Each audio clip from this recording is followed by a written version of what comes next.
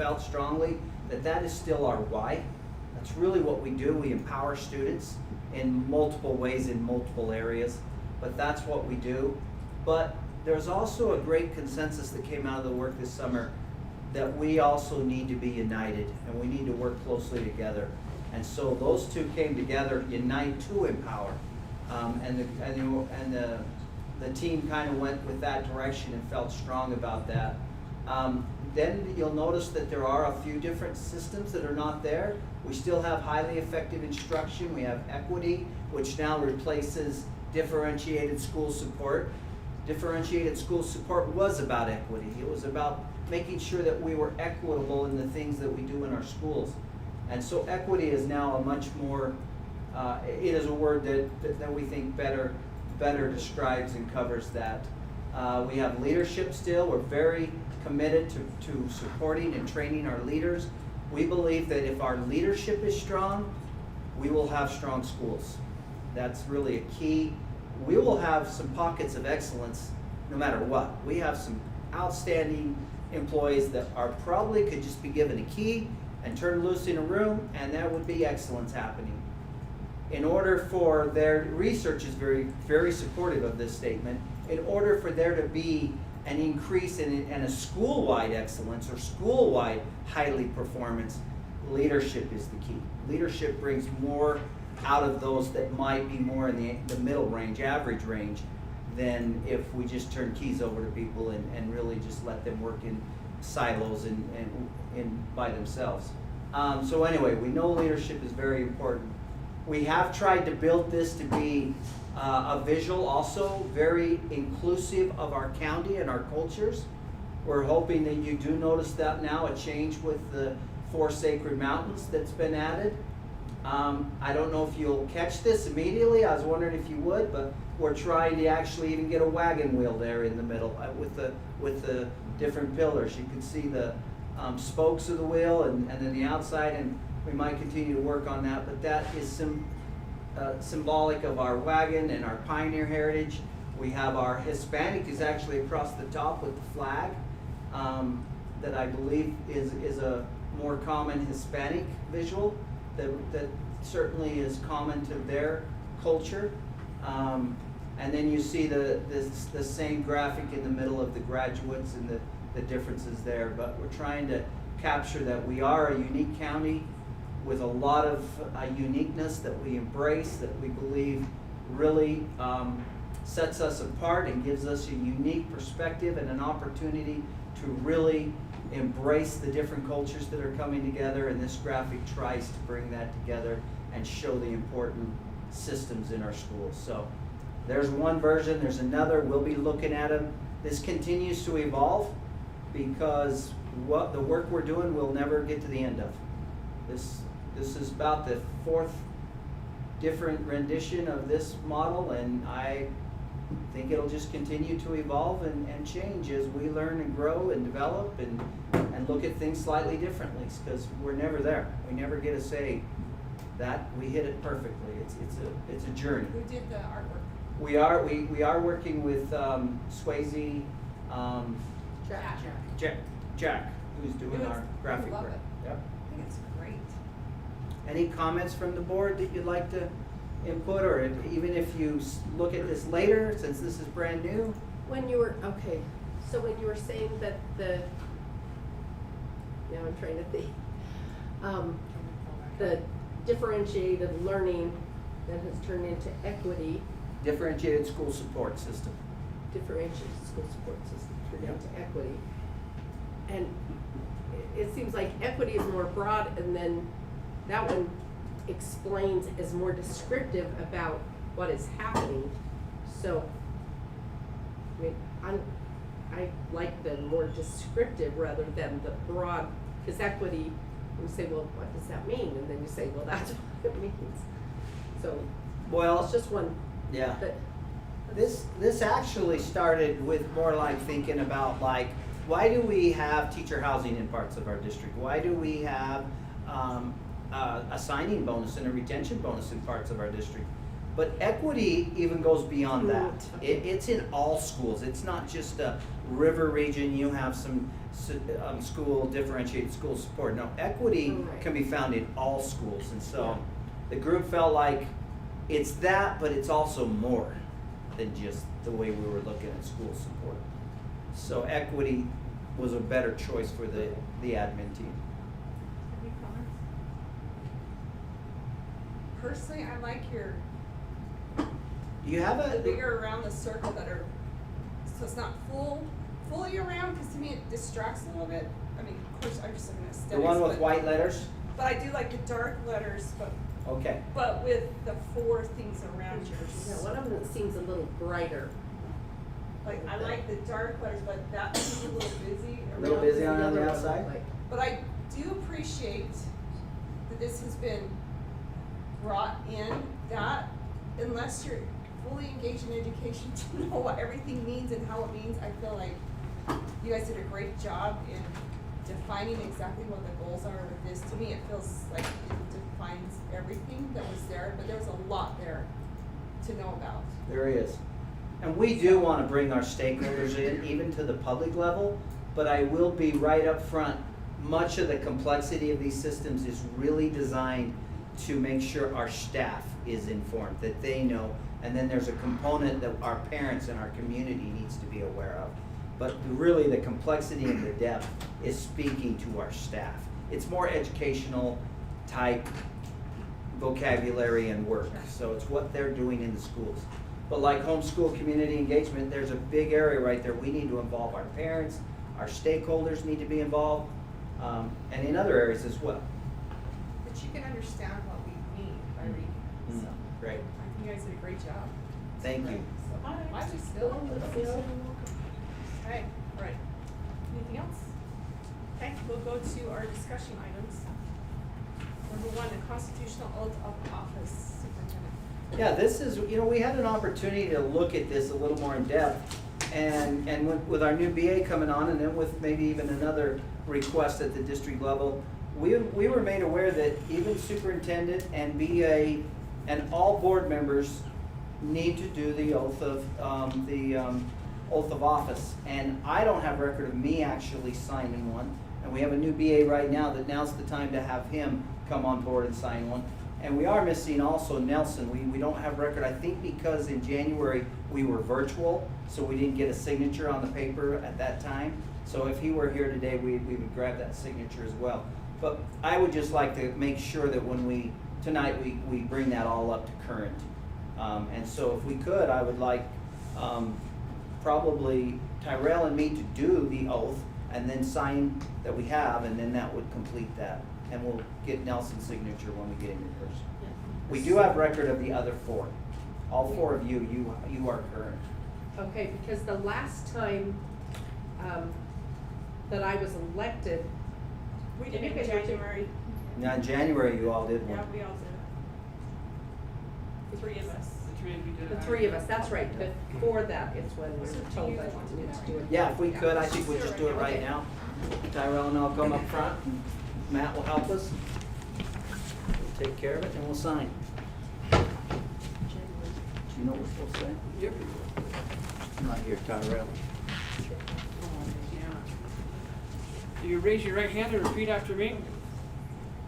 I do solemnly swear I do solemnly swear that I will support, obey, and defend that I will support, obey, and defend the Constitution of the United States the Constitution of the United States and the Constitution of this state, and the Constitution of this state, and that I will discharge and that I will discharge the duties of my office with fidelity. the duties of my office with fidelity. Congratulations. Thank you.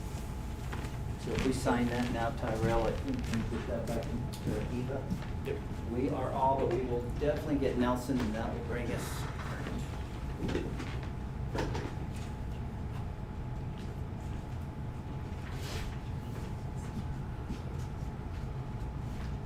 Thank you.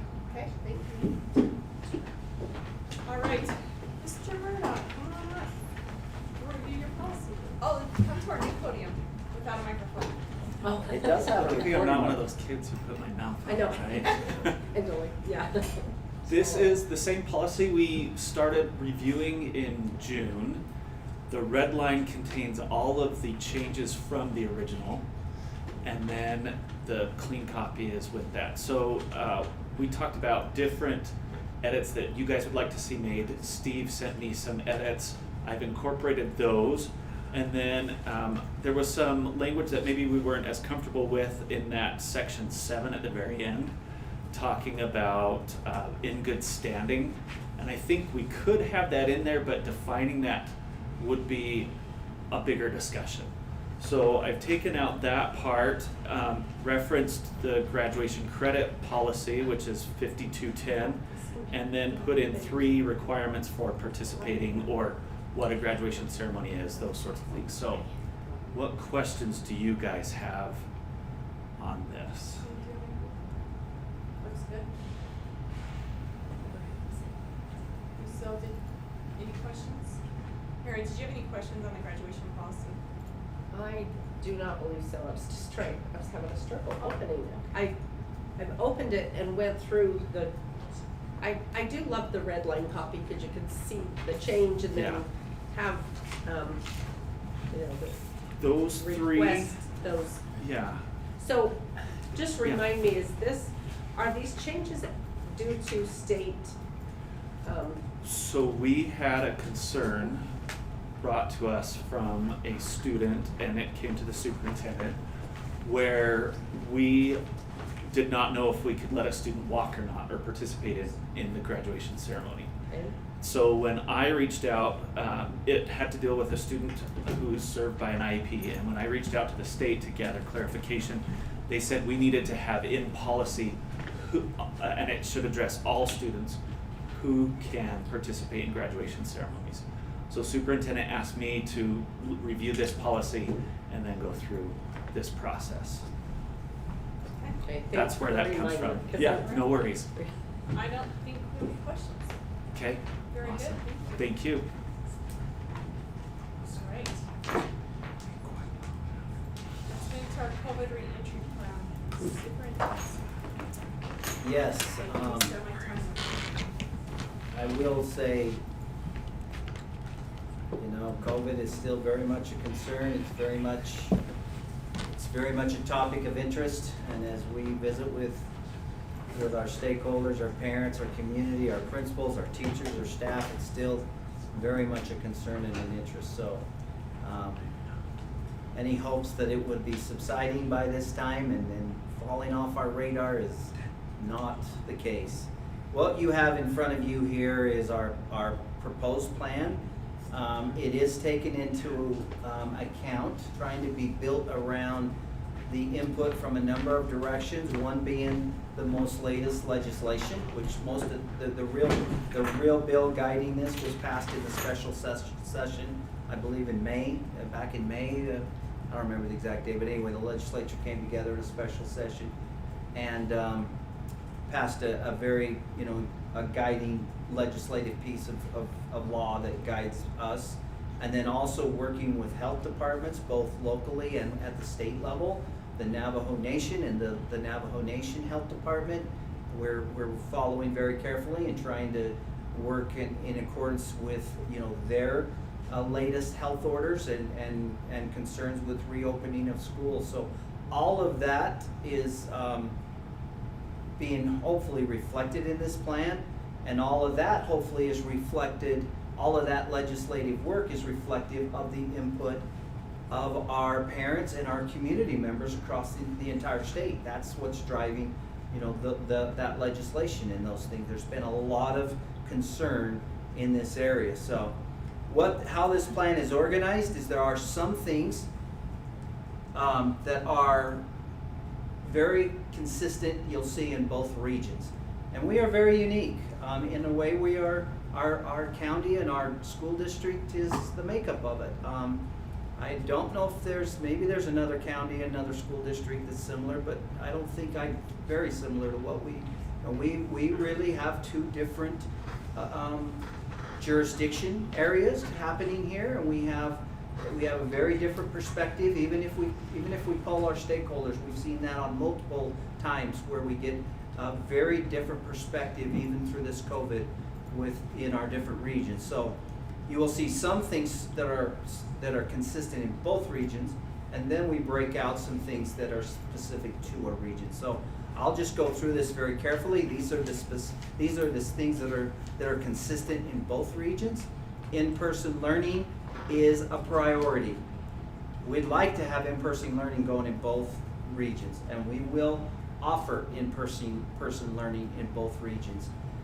Now, if the Navajo Nation Health Department takes any further steps to require us to go to virtual in the river region, then of course we will follow those directives. But right now, they are supportive of in-person being an option, and we believe we actually are calling it a priority. That's our highest priority.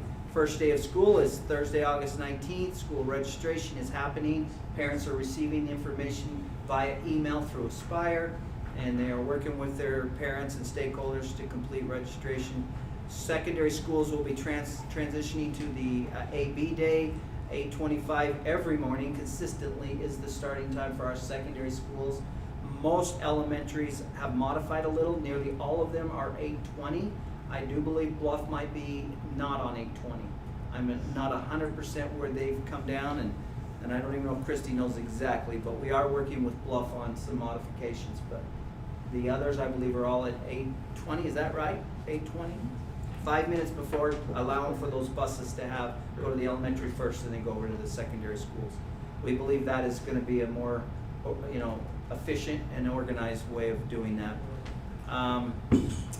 Late start Tuesday has been discontinued in all schools, so be aware of that, and we'll make sure parents are aware of that.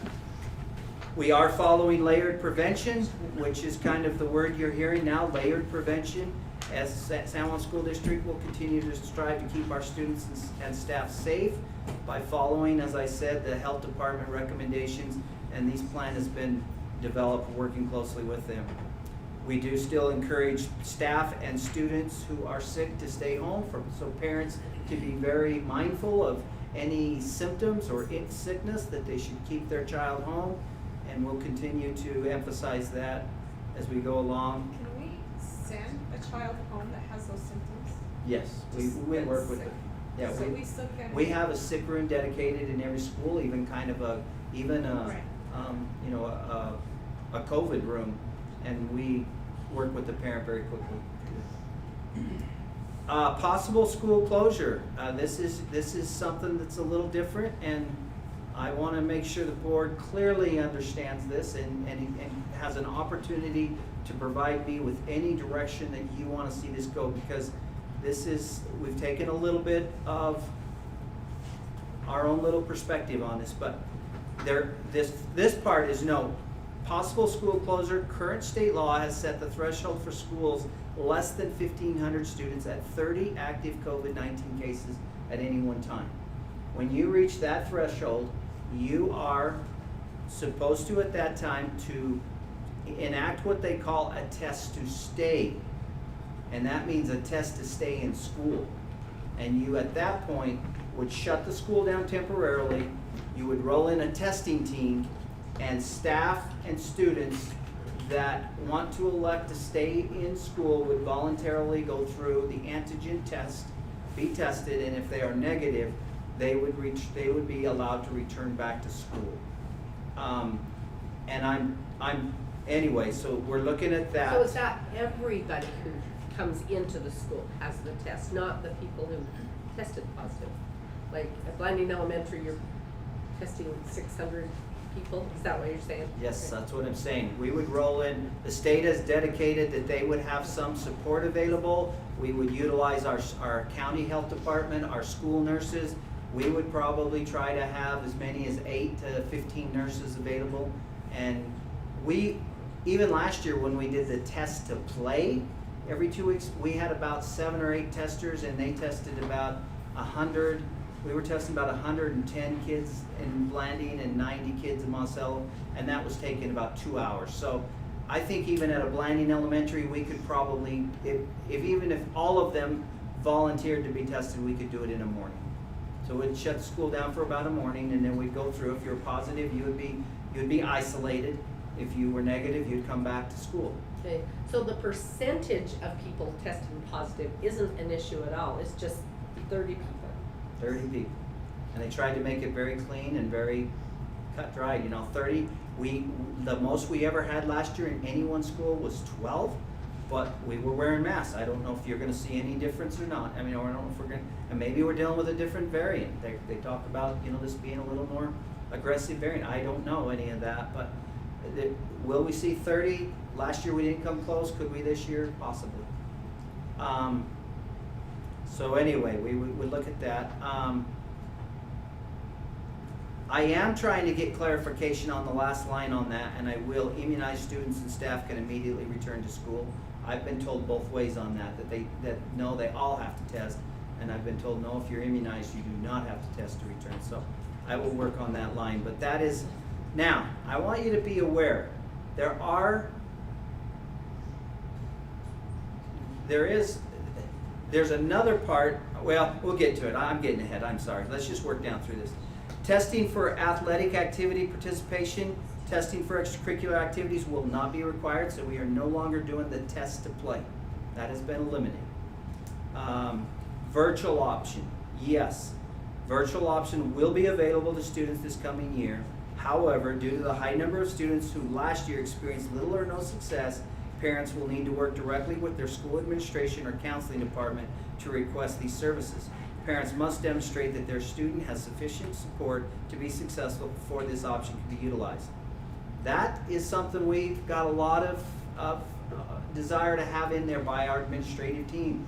If you remember the data we shared last year multiple times, our option C students, our option 3 students were not successful. There's a very, very small percentage. If in-person is a priority, and we believe it is, we really struggle with allowing a child again to be virtually if they didn't turn anything in last year and now to go through a whole nother year. However, it is a parent choice. We understand that, but we don't want it just as easy as a menu item. We do want the parent to come in and go through a process where we're able to show them what their child did or did not accomplish last year, what needs to improve, and hopefully, if they're really adamant that that's the best placement, we can work on a better understanding of what it means to support them in that environment. If we utilize virtual learning, we have partnered and we're going to collaborate with Utah Online School. We will, though they will still be a San Juan School District student, they will receive their instruction and support from a teacher through the Utah Online system, which we believe will provide a higher level of support. That is what they do. And so we're going to partner with them. There is some extra cost in that because you do at that point pay them some of a tuition basically, and we will utilize our ESSER 3 funds if needed to help support the cost of that option 3. We hope that, like I said, we do hope that the majority of our students are happy in-person instruction, and we will work hard at that, but that is an option that is afforded to parents in both regions. Volunteers in the classroom. Parents will be allowed to volunteer in the classrooms and or be in schools. Now, if there is a high number of cases, we may have to modify that for a short period of time, but we are starting the school back with parents are welcome in our classrooms and volunteering or just coming in and as they used to. So, and then there's more assistance. There's some numbers there. Now let's go down to the river region specific, because this is where it gets a little bit different as well. In our river region, face coverings, complying with the Navajo Nation current school reopening guidelines. All schools in the Montezuma Creek, Bluff, Monument Valley, and Navajo Mountain area will begin the school year with a face covering mandate. Staff and students will be expected. Some examples of exceptions from this mandate would be eating lunch, adequately spaced play on the playground, and athletic participation. So there's some exceptions to that as well. And it'll be very similar to what we saw in the mountain region last year, where we worked at that. All students and staff members will be required to wear a face covering unless a medical exemption is officially filed with school administration. That very line right there is complying with the action item you passed as a board last year that stated in both regions, if a parent files for an exemption, that we would open that door for them. So unless there's something that changes, we would honor a parent exemption in the river region just as we did in the mountain region at the end of the year last year. Is that confusing? You have a question on that, President? Yeah, my understanding is when we made that motion, it was specific to that one health order that is now no longer. It wasn't a blanket approval for. And that really, any of that could be clarified and we make sure this plan reflects what the board wants to see this plan reflect, that's why we're going over this. That would be very helpful to me. Because if we don't feel that that would apply to the Navajo Nation order, I'm not aware in the Navajo Nation order of a parent exemption. I'm just not, I haven't seen one anywhere. I don't think there is one. So if that was the interpretation of the board, that it was specific to that state health order and it did not go beyond that, and now that order is expired, then I could change this line and this has not officially been released. It starts right here, so that's why I've purposely held off. Before it's officially released to the public, it could be changed to read it. Line would be removed. There is no parent exemption. There is a mask mandate. Lucille, that's your region, what do you think? We gotta go according to the nomination order. So you'd rather see it removed?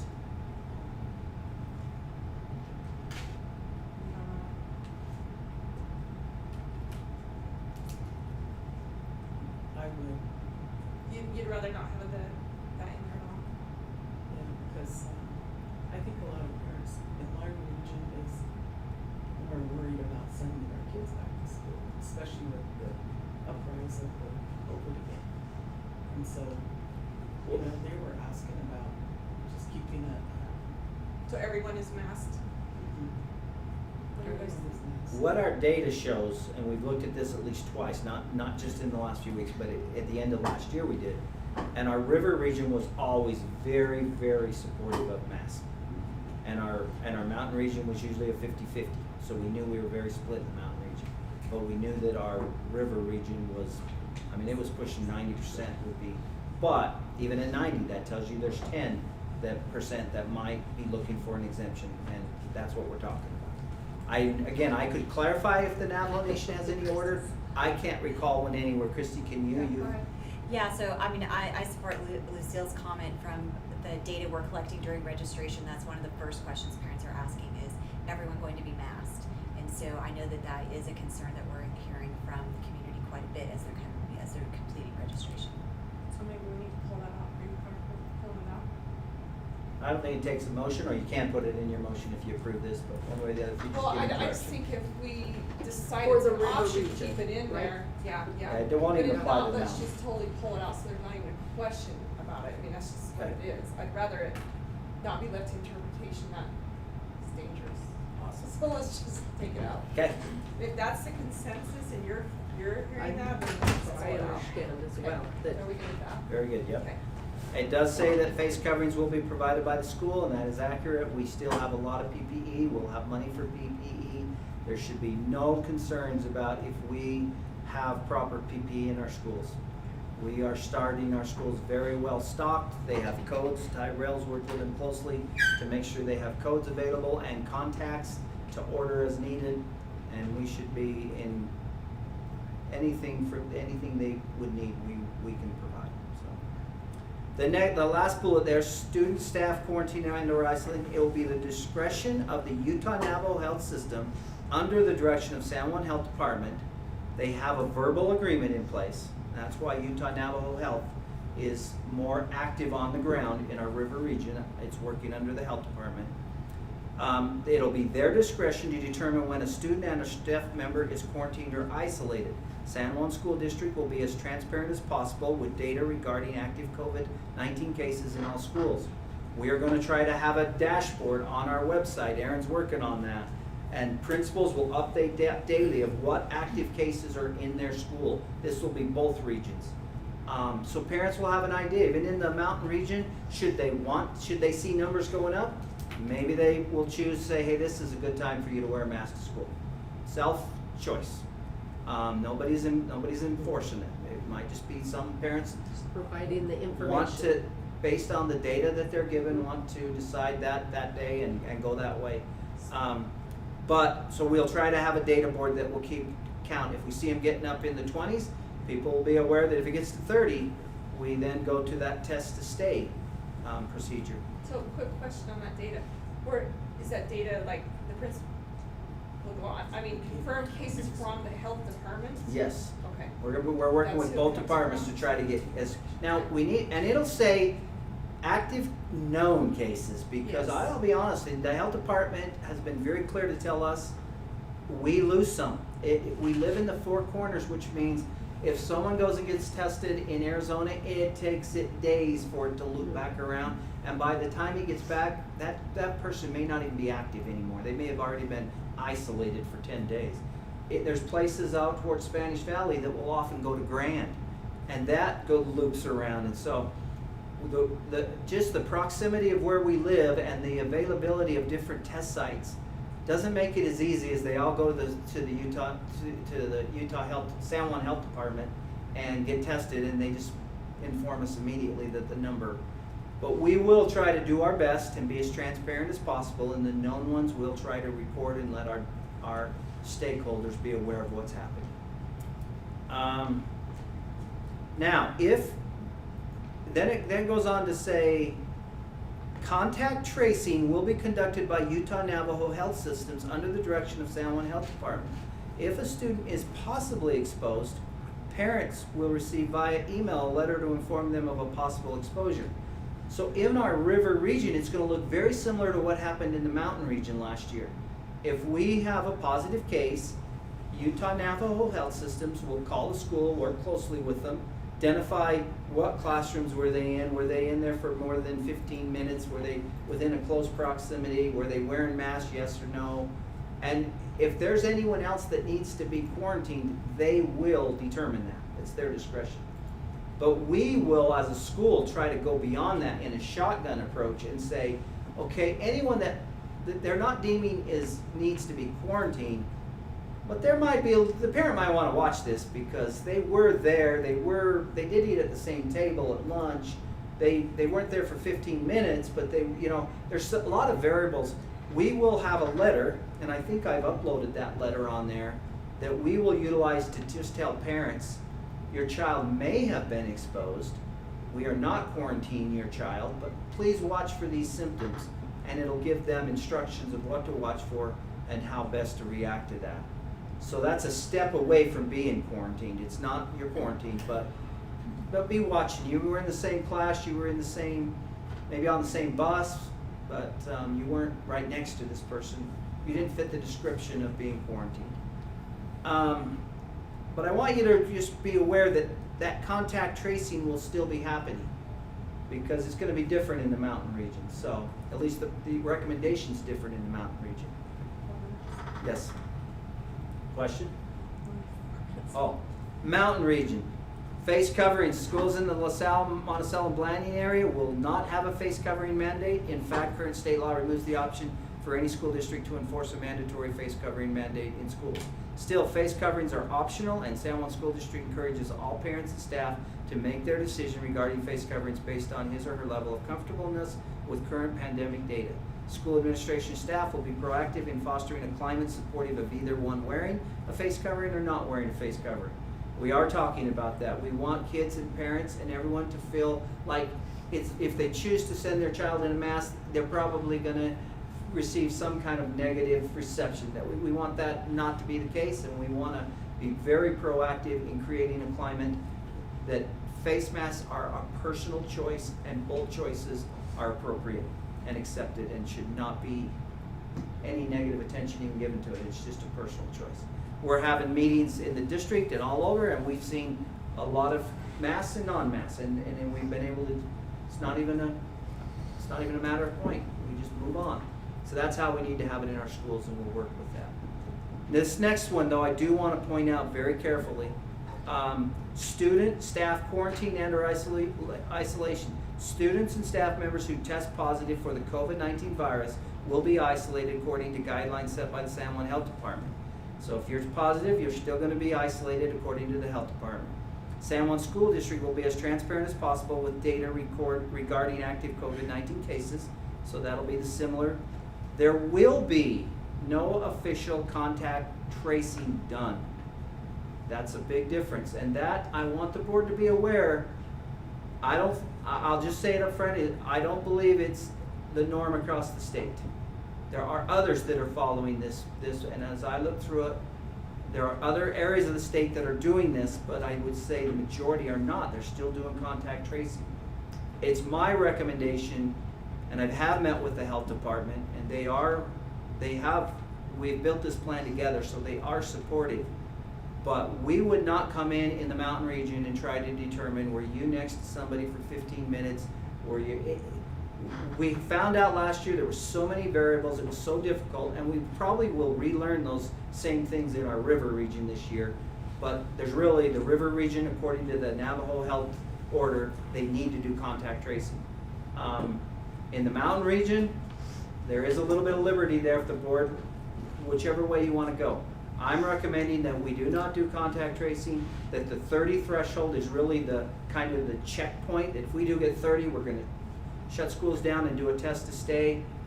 But we also will send a letter to parents that may have been exposed. That letter will still go out.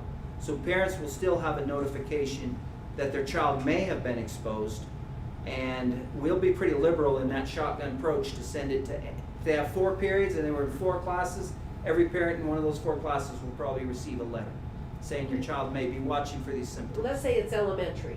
The kids in that classroom will get the letter and not everybody in 3rd grade or something Kids like in that classroom. Okay. Might be some from Because- lunch, if he sat at a table or she sat at a table, it could be like that classroom is where we would look. Okay. So when you say liberal, it's still, it's liberal enough to cover people, but not so that It's not we're gonna send it out to. parents will really say, well, they send it to everybody, so I No, don't it's care. gonna be those that were still somewhat in the Okay. well, not, I won't use the word somewhat, those that were in the So- proximity of the student. I'm just curious if, has it been considered and talked about at all for each teacher to have one of those forehead thermometers, and as the students come into the classroom, just take a temperature, take a temperature, take a temperature, and they're, because initially there was a thought, there's the machines that you could, as you were entering the school, before you get clear in there, and that would take all day to get kids into the school. There's 2 reasons why that, last year that didn't gain much traction, because that was thrown out very early last year. One is because they never wanted to remove the parent responsibility of checking for things first thing in the morning. That's the most accurate time, and parents need to be mindful of really watching. The second was, those type of actions are highly influenced by a few different variables, such as, did the kid just run down the hall and then run into the room? If they've been running for a little while, it's reflected on, and then for a teacher to sort through it all and say, were you running? Go sit down for 10 minutes and I'll come back. It basically, and that's even why the entering the building didn't work, is because there's just so many variables that they're no longer accurate on. Okay. I just thought that entering the building was just too many kids, but okay, that makes sense, thanks. So, anyway, then the last line there, parents can self-elect to quarantine their child for, again, we will provide a virtual option. We've worked hard on our Canvas. We're better at it this year than ever. And if a parent was to call the school and say, hey, you sent me this letter, your numbers are a little high, I don't feel comfortable, we will work with that parent to say, okay, let's keep your child home for 10 days. And Canvas is, we've worked with our teachers, they know they have to have a virtual component. You'll transition over to a virtual for 10 days and then come back. So that's an option as well. So that is the plan, and I definitely got I know that you've given me direction to change that line regarding an exemption in the river region, and any other input I would love to have. This does need to go out as soon as this meeting's over. I'd like this to be in the paper in the next edition, to be honest with you. So anything that we want to you know, that you recommend changing or you don't feel comfortable with, I'd love to sort it out right now. Question. Okay. If a teacher gets tested positive, do they go on leave with pay? You wanna answer that, Mr. Kais? I'll let the HR person that deals with that every day. So they would have the avenue of utilizing their sick leave or their personal leave, but as far as the Family First Corona Recovery Act leave that was passed last year, that has expired and has gone away. So they would have, just like any other normal illness, access to that paid time off. But there's nothing specific to COVID in the works.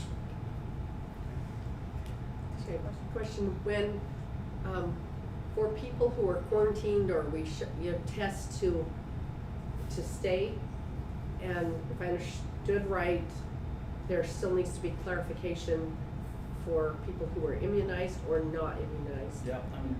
And so you'll get that clarification for us? Yeah. And then the follow-up question to that is, will we keep records or ask for those immunization records up front so that we already have those filed for anybody who's immunized? Or will we then start gathering those immunization records?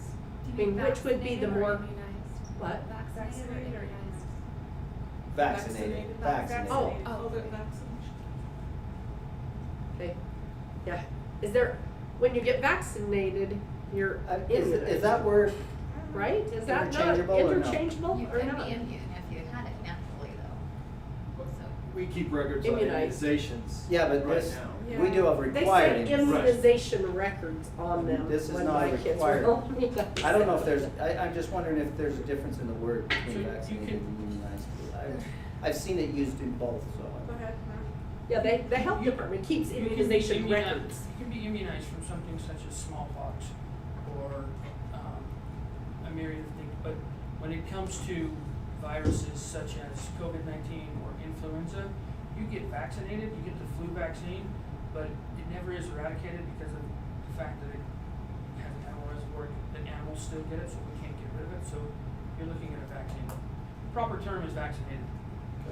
Because it doesn't guarantee immunization. Correct.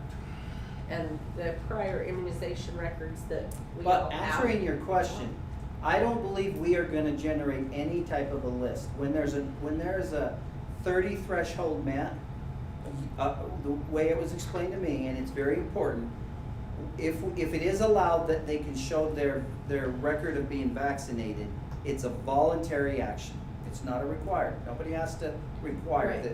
So are we So going we to would ask just them have up them- front if they would like to provide the school with their, I don't know that we wanna keep a record though, to Okay. be honest with you.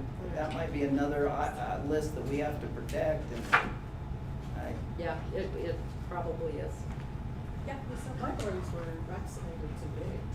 They gave me an immunization record. It was stated on there on top, and it says COVID.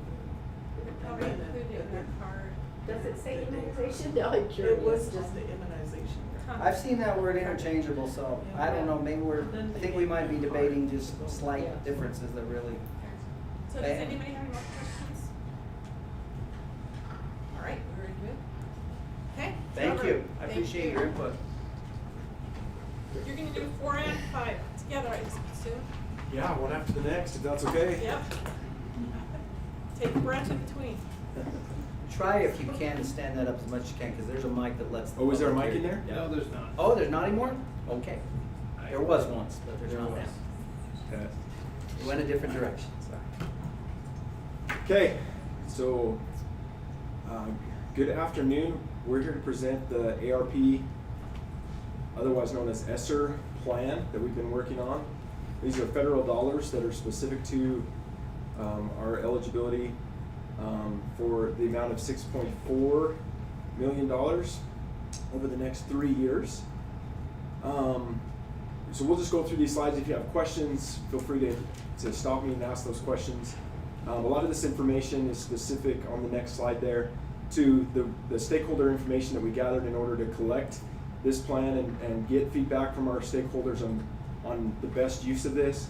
So that included working with directors, principals, community members, community meetings, Facebook Live meetings, surveying community leaders to try to get input on how they felt about the topics, and so this information is in here. One of the main things on the slide, so this is kind of just explains the different people that we surveyed. We do have to do a needs assessment that we've been working on, and a lot of that information is in here. So the actual report is probably around 50 pages of documentation that we've collected to put in the plan. This is kind of a synopsis of that, so feel free to stop me at any time. So the next slide there, it goes through our main priorities. The superintendent mentioned that we already have a commitment to finishing the land area network, but we did want to see how our families felt about that and using this money to finish that. And the other thing is the PPE is included as a priority. We want to make sure our schools have that. So that's an automatic priority, but we did collect more information to see how our families felt about that. The next slide, our survey has still been open. We have around 500 surveys completed. This is a ranking priority of the most important, how many people felt most important, or the level of importance in completing that land area network. So that bottom line is 10 is the highest priority. So you can see of our people surveyed that a good majority of them of our stakeholders consider that a priority, and that is from all of our stakeholders across the county. The next slide there is the San Juan priorities that came through this needs assessment. So as far as personnel, a lot of feedback about how we're using our school nurses, our school liaisons, support to help the land area network. That is an increased project. It's time. It's working with families throughout the Four Corners area to try to make that happen. And so land area technician is on there. Social workers, an increase. We have a good staff of social workers keeping or maintaining that. Paraprofessionals in the classroom was definitely a priority. We'll show you a little bit more about that. And then early learning coaches to help that K-3 reading and literacy as our students are coming back to our schools. Contract services, there is a process to go through to have part of our land area network through an RFP to have an outside contractor provide a good majority of this work, as it's going to be substantial the next 3 years, as well as academic tutoring, summer programming, mental health counseling, and the software to be able to send out notices and get signatures from our families wherever they're at digitally. So that is the DocuSign software, allowing parents to give an official documentation signed without having to come to the school. Supplies, we are working with a lot of students at home from Chromebooks and needing to keep up with the cords that get smashed or broken and replace those, as well as our PPE equipment, cleaning supplies. Health and wellness is a big thing for our schools right now, and educating through school nurses and prevention best practices for our schools to be able to have the support they need during this time while they're trying to remain open. So those were kind of the main priorities. In collecting student survey data, there are some feedback on there. I don't know if you've had a chance to read through some of that, but we collected some of the student feedback. One of the reoccurring things was we have a lot of students that need a lot of support, but we have students that are home online keeping up with their work and maybe providing some more opportunities for them to do more if they're able to keep up. Depression, anxiety, students dealing with disconnected situations, not being able to see teachers, family members, isolation, and so that was a reoccurring theme. Our students had a priority as far as the feedback that they gave us, that counselors was the number one thing they would like to see added or increased, and liaisons were the next, and more than likely that's because liaisons are bringing them work, counselors are reaching out to them, so that's kind of a priority that we've seen from our students in their surveys. The programs that they would like to add, so from the student perspective, is after school program options and tutoring, so additional resources for support. So those were the main themes there for our students. The next one there is our teacher priorities. It was definitely a paraprofessional support in the classroom. So increasing the support that our teachers have with that learning loss or recovery, learning growth, being able to set goals and help students be successful in the classroom. Counseling and nursing was very, very close with support coming in second place from our teachers' perspective. The programming, again, was very similar with tutoring, mentoring, and after-school options. One of the challenges for our teachers that we've tried to help with on that last slide is the increased need for our teachers to be able to teach in the classroom and have a blended learning option, whether that's through Canvas or working with students online at the same time they're teaching their classes. That's been an increased demand, so some of these funds have helped to increase the amount of time teachers are paid to help develop some of that curriculum and have that ready to go for this year. The next one is our parents. We had the majority of the surveys came back from our parents.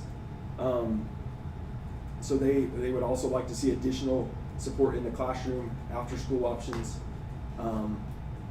Lots of good feedback from our parents about how we can improve, and we've tried to capture a lot of that with the services that this plan can provide.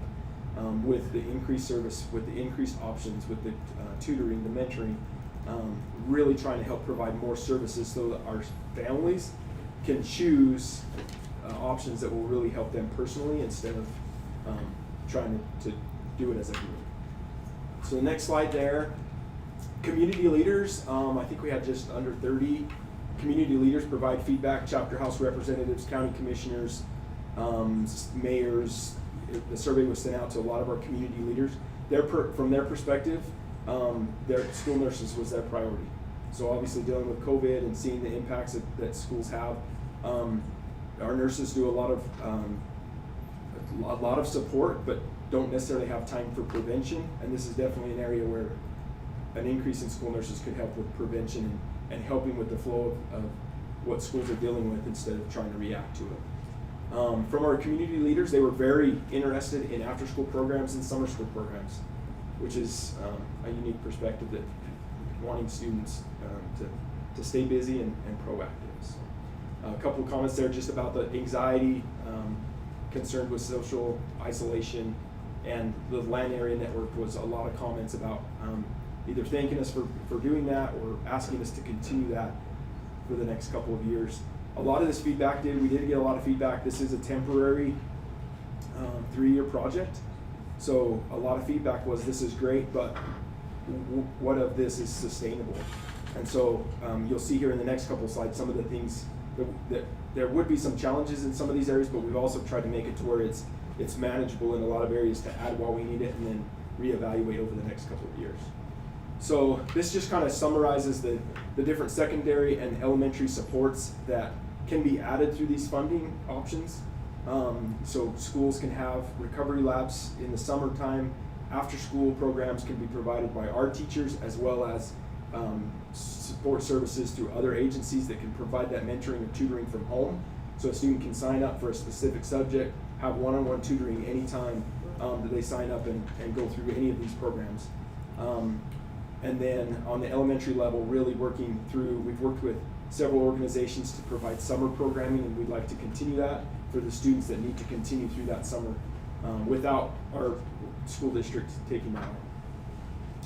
The next slide there, school wellness, health and wellness is a big priority. In talking to teachers, in talking to our administration, health and wellness is a big topic that we would really like our schools to be able to address at the district level and at the school level, not just as their staff or their students, but as a community. So each school community really needs to focus on health and wellness, and so we follow that same 4 sacred directions that the superintendent mentioned on our Quest model, to follow those same thinking and planning and implementing stages. So the proposal is to have our schools work on specific proposals for some of these funds, to follow those same directions of what that health and wellness means to their school, and then follow a plan with recommendations from, you can go to the next slide there, using the CDC guidelines for what health and wellness looks like in those 4 categories, to be able to really focus on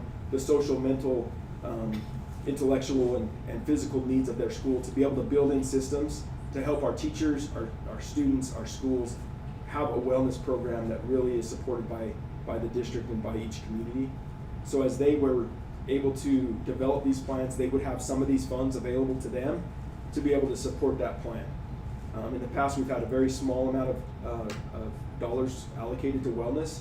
This would give them an increase to really allow them to have a wellness program. that is supported by school social workers, local mental health agencies, to be able to help that school focus on wellness the next couple of years. Next slide there just emphasizes the, being able to develop that healthy model of a school. It is social, emotional, academic, behavioral. There's so many things that go into there that if we can focus on that wellness and having those teams dedicate time to be well, and have the resources to be well, it will then show in those academic needs that we're trying to increase those academic needs as well. In doing this, this does allow for some capital projects and some things that we're able to do to increase our capacity in collecting and working with principals and the community. There are definite needs in our areas that we are increasing with itinerant staff, ancillary staff that's coming and going to the buildings. And our schools also, depending on how new the school is, they're dealing with their own space needs. So, for example, in some of these spaces that we are potentially increasing staff, we have a social worker working in the same office as a school psychologist, working in the same office as a school nurse, working in the same office as outside counseling coming to provide counseling. Same office that is our sick room, same office that potentially might need to be a quarantine space. So schools individually are working on managing that, and every school kind of has a priority. I believe Mr. Pemberton's working on some of that.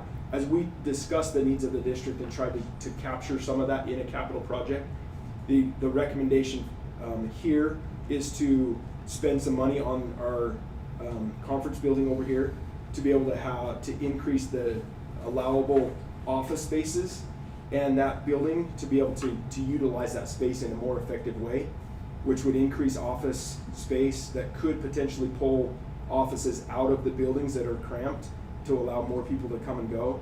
And it would also give us more allowable use space without impacting a major capital project, which Mr. Pemberton will then begin to work on some of those schools in a priority that you approve.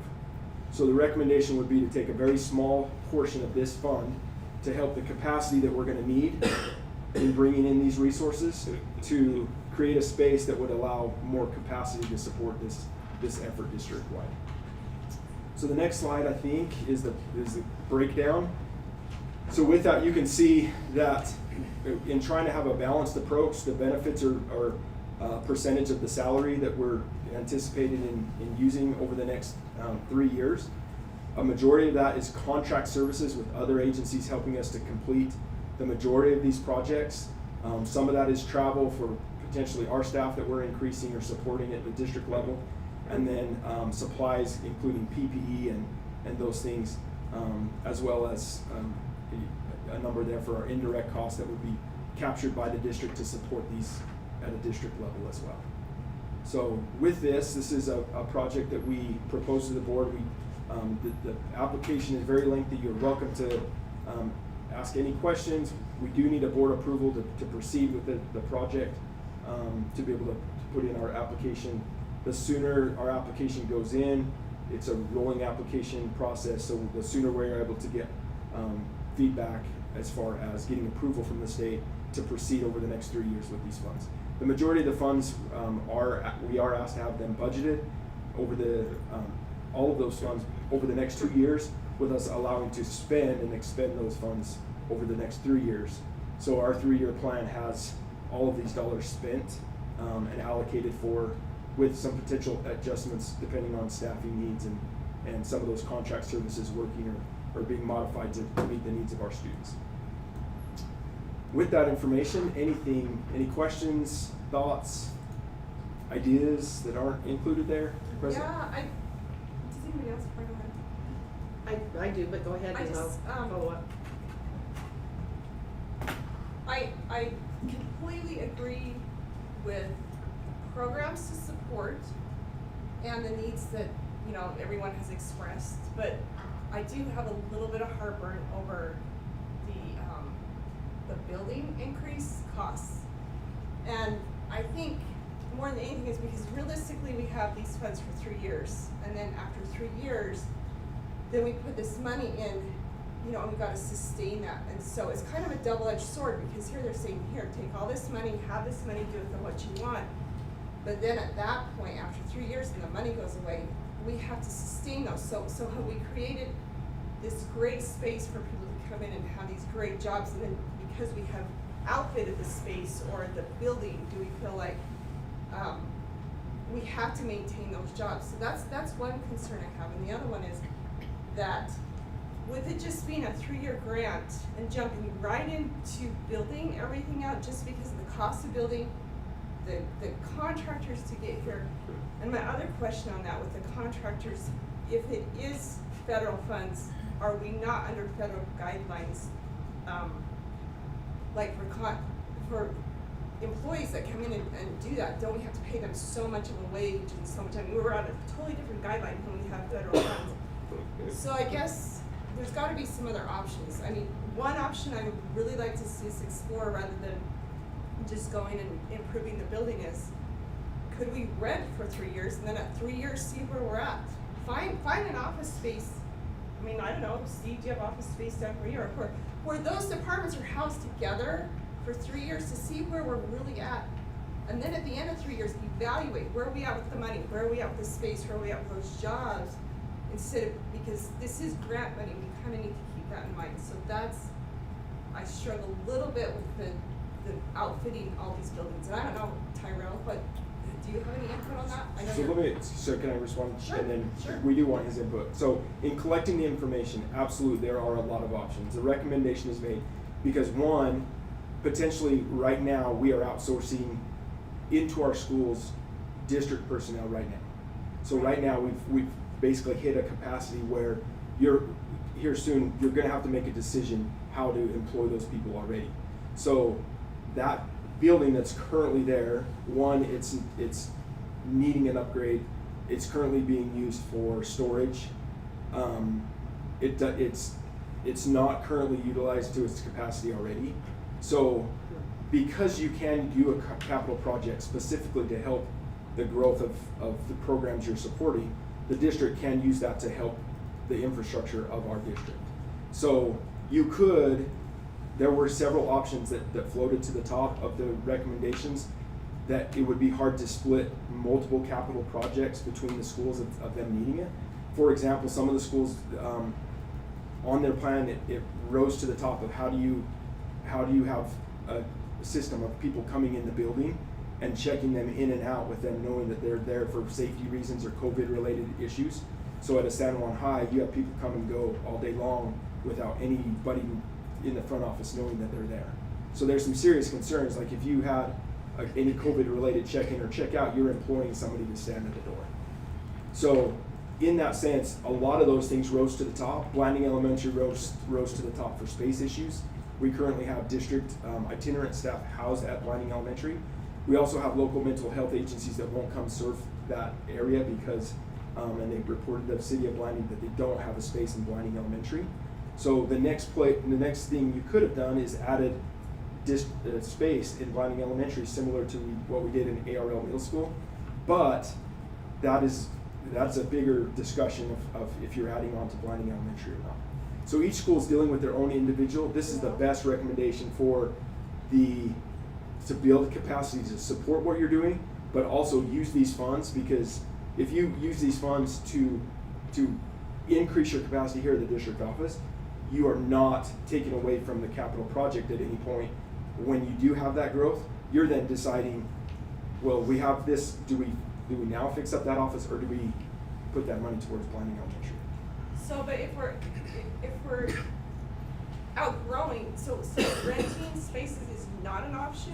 I mean, I just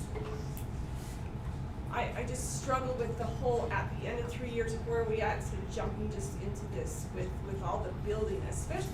So my other question is we have used Colby Davis in the past, have we discussed, I mean, do you have a question now? Well, I have a comment if you're. Oh, so I mean, he's kind of been our go-to guy on this. Have we discussed any of this with him? Where's he at on it? So just I would it's like- community stakeholder feedback, the information I did talk to him and got input from him and from Tom. So in this building right here, if you were to increase any type of capacity, you've got potentially that storage, and you've also got long-term, short-term. So in this building below here, you have cages, and in those Right. cages, potentially at some point you could put office space. But again, then you're adding to the capacity of needing foundations and different things fixed and altered to make sure this building lasts longer than, so that estimate could go up as you're trying to, and so his recommendation was, the absolute cheapest thing that we could do to add that capacity and also add user space to our district is to use that building, to So redo is he that building. willing to go on with this project, to consult with this No, project? so that, there's Why- no He no consulting. longer consults. And why would he not? He's in a different, So I can- he's building homes now. Okay. I can speak to that. I had a lengthy conversation with Mr. Davis about a lot of the concerns that you just brought up, such as the Davis-Bacon laws, and anytime you're working with federal money and how that works with labor unions and things of that nature. I did ask him point blank whether or not there was value added in upgrading that conference center. And he did tell me that yes, that conference center can really be a lot of value added very affordably, and that as a matter of fact, it has been on our radar a number of times, but never a number of times over the past years, even when he was employed here, but never risen to the top of the priority list because we had so many competing projects. We did talk about, everything from the heating and air conditioning to the offices and what could be done to remodel that. And quite frankly, I think it's important to remember whatever is decided, you have a building over here that is not being utilized, it's not being used, you can't do meetings in it, and as such, it just continues to grow into a state of disrepair. So there's the time consideration on top of that as well. I think it's very important also to understand that yes, you get less bang for your dollar when you are working with federal guidelines. There's no doubt about it. This is federal money. That's part of the process. Should you elect to use it that way, we're very aware of that. The other thing is that to speak a little bit to the capacity and building capacity and having offices over there that we would need to keep people employed or whatever. I can't tell you over the last 10 years how many times we've tried to do shuffles and look at things and find office space for people, and we have school nurses and things that are not much more than a closet with a second-hand window put in it. The need is there. It's definitely there. We have office space over here in the warehouse that we've looked at that could be possibly redone. That's a bigger project, probably. Farther out. So I think what Mr. Olson's trying to bring, taking all that I just discussed and the feedback that we've gotten from the community, this is an opportunity for us to use federal dollars to improve our capacity at the district level that does not have ongoing costs attached to it. We feel like it's the most responsible use for that money. We did talk about renting, and depending on the age-old thing, the best investment you ever make is buying a home, and the worst investment you ever make is buying a home, because that's when you're tied down to risk. So you can weigh that counterbalance back and forth. At the end of the day, if you do go rent, we've spent that federal dollars, we're out no money, and we have nothing to show for it. Or if you were to, elect to take on this project, we would have something to show for it in the end. If nothing else, out of this, the ability to hold effective trainings in that portion is worth the headache, in that portion of that building is worth the headache of going through the federal hurdles, which you're right, they are significant. So have we bid anything out? No, See, so, that's another concern with bidding out at this point, just because building materials and being able to get the materials, that's huge. yeah, so really rough estimates, but it's the smallest project that we could do to add capacity and also have ownership in what we're increasing to our district. So again, there's lots of long-term, short-term that building would stay and we would start to use that building more than a storage.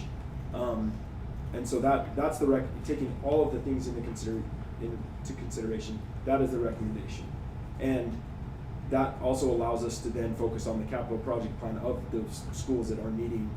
It takes it off the plate and allows us to specifically have what we need to be able to focus on the schools next.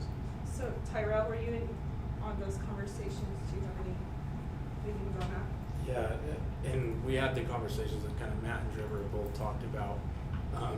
And like you said, Lori, we did talk about renting space. And those concerns are valid about, you know, being federal money and it's a grant, it's a specific period of time. Kind of what Trevor and Matt both spoke on with utilizing this money in order to renovate a space that's currently just being used for storage, like they mentioned, allows us to use this money in order to to do a project that would ultimately benefit the district in the long run. After the 3 years is up for the federal money, we can still use that space for conferences to hold those conferences. This specific project with the conference center is the most minimal impact that we can have, and so it's the better option of any of the other options that were discussed as far as spending that money on a major capital expense, because it allows us to do a minimal project but still utilize that space. There are, like Matt said, hoops we're gonna have to jump through where it's federal money, if we were to go about doing something like this. And the application process for the grant money to be used on a capital project is some hoops we would have to jump through as well. But I do believe that it allows us to utilize that space to what its potential is, using federal money instead of having to spend district dollars in the future to upgrade that space. I know Whitehurst High School, when counselors come in to visit students, they're always being shuffled around like in different offices there because, you know, there's not a specific place where they can meet with kids. And so I know for a fact that there's a big need there for a space for counselors at the school. And it's really hard to meet with students if you don't have an actual place to meet with your student. So I know for a fact Whitehurst is like that, needing space. Okay, so I think you answered the question, my first question I've written down is, as far as office space, we have outgrown the district office, this building, is that correct? You know, it's a big building, and only huge school districts, as in population-wise school districts, have buildings this big. For the most part, they're small, and so San Juan School District has often been criticized, and I'll be the first to say, by people who don't necessarily know everything, and so hopefully we give good information to people so that we're not criticized for decisions that we make. But it looks like there's, you know, how many people need to be at the district office and working and those kinds of things. But if that's correct, then would this conference space build, would it build specific small offices and then no longer be available for a conference room because it would all be cubicled out? So there is currently offices there that don't have any ventilation. So there's a Poor foyer. ventilation. What's that? Poor ventilation. Yeah, poor. Yeah. Well, a couple. I think one or two of them may not have any airflow at all for air, heating. I think. But there's a foyer that could be closed off for office space. There is existing offices there that would receive the care that they needed to be able. One of the biggest things is the glass windows. They're not insulated, so it's too hot, too cold all the time, and so being able to put in the double pane windows and making small changes like that would make them to where you could utilize them as offices outside of the conference space in the middle that also isn't utilized because of the heating and air conditioning that we have there. There's also another space in the back that doesn't have any windows or anything. You could add windows there and add multiple offices in the back of that building. So for our land area technician that might need some extra space to work on, it would be an easy space to put somebody to help support a lot of these projects. Can I, And can I it- follow up on that, Mary? Yes. So, And then yeah, have we, some more. we actually walked around the entire, we went into schools, we walked around the whole district. We looked at every opportunity, cause, you know, we looked at renting first, and that was always on the table. Then we looked at where we might be able to look at adding some space. And why are we outgrowing our space?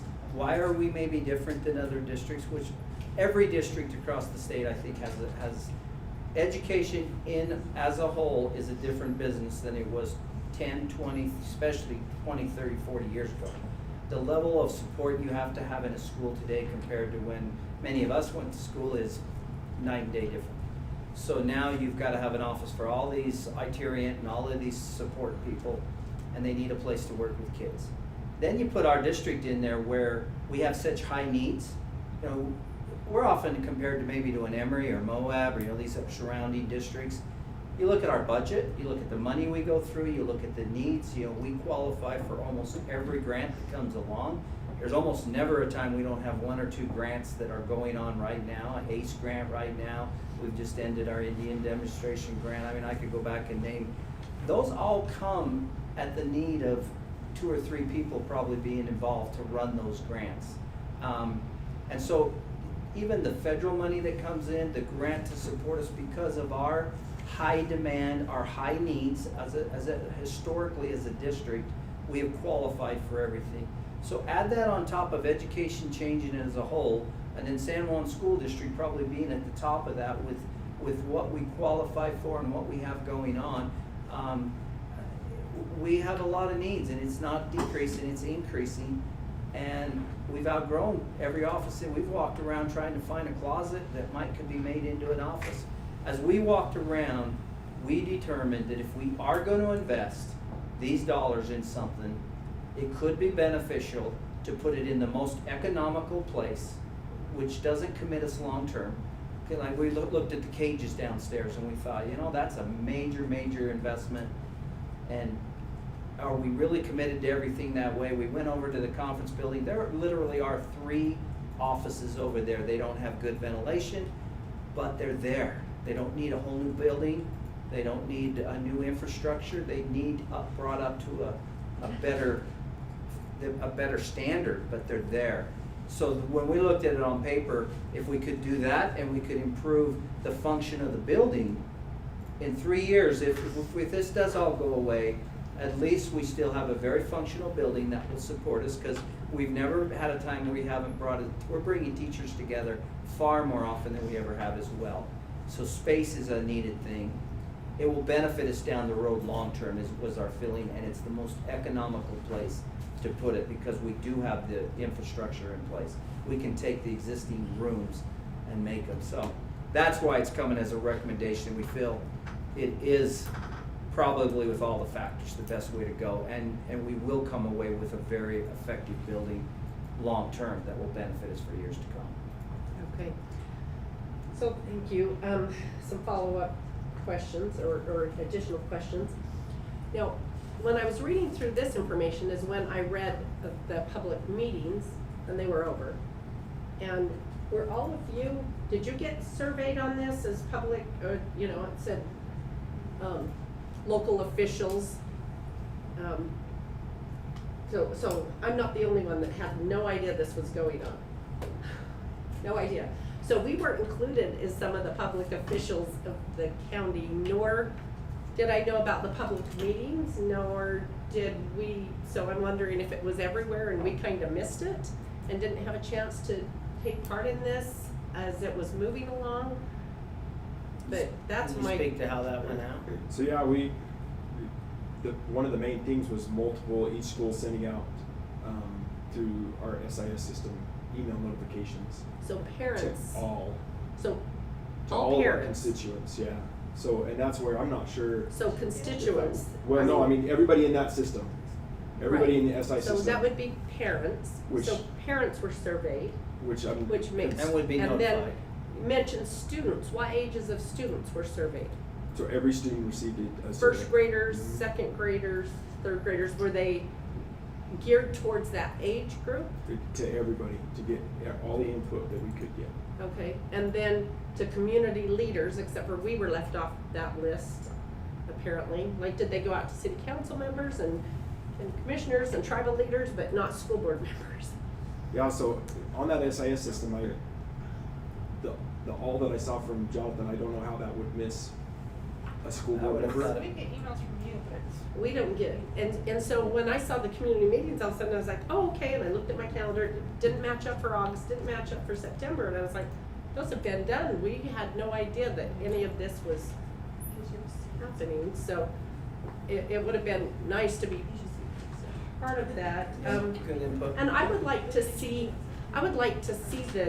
the information that came back from the surveys. Is that available for us to, it may is. be a lot of stuff, but It I is, would like and to. that's why it wasn't provided here, it's pages and pages, you can dive down to each community, each grade, each specific, and so that's where if you would like to know a specific subgroup, it'd be very easy to tell you, but, were you able to find it? so they got them as parents, Oh, you got them as parents. those two, but we Oh. don't have kids. So it went through our So if we Aspire go- system. It's good input. Yeah. We need to look at that. It's great, and Parents the other thing and the- too is that, you know, the timeline of this, very short timeline between the It time was a we quick turnover. it's very, very, very quick timeline. I mean, it wasn't even the last board meeting that we had this application and was asked to carry out a strategic and Yeah, and which is comprehensive frustrating. plan that we can do. So the original because- deadline's August 20th, so. Well, and I want to add, because that I don't agree with the federal government continuing to print money and send it to everybody in the country over every little thing, and then the price of everything's going up, it's causing extreme inflation, but if they're gonna send us money, we would be stupid to say, no, we don't want ours, and we're tired of, or I'm tired of the federal deficit increasing, so I don't agree with any of it, but if everybody else is getting it, we would be foolish not to accept the money and spend it in the best possible areas. So Trevor, one last question, with these support groups and, that would be hired, they understand that they are on a 3-year, I mean, I assume they understand. Yeah, This so is a this- 3-year grant, and so it's the- kinda like a great wish list where you It's have soft 3 money. years, but after 3 years, that has seriously got to have some evaluation. It really does, and one of the challenges, the superintendent kind of alluded to that, while some of this is one-time funding, couple-year funding, you know, the fact 15 years that I've worked with a lot of that, it's all been 1 year or 3 year, and then there's always new funding that comes again. So that's one of the challenges with the capacity is you know, one grant went away with 6 people, and the next grant came along with 8. You know, we didn't have K-3 literacy coaches, and now we have the opportunity to help our teachers with that support, and that adds 2 more K-3 literacy coaches. And so some of that growth is growth that how do you, if we need that, how do we provide that to our students? And so the breakdown,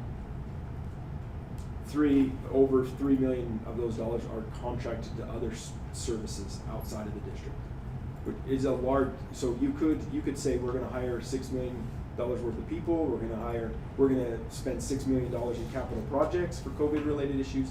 So this is really a breakdown to try to break that into a sustainable, so that we are looking at maybe with 1 or 2 nurses potentially being added, trying to keep our social work fund the exact same, utilizing these funds to provide mental health. It provides outsourcing for our teachers to get mental health.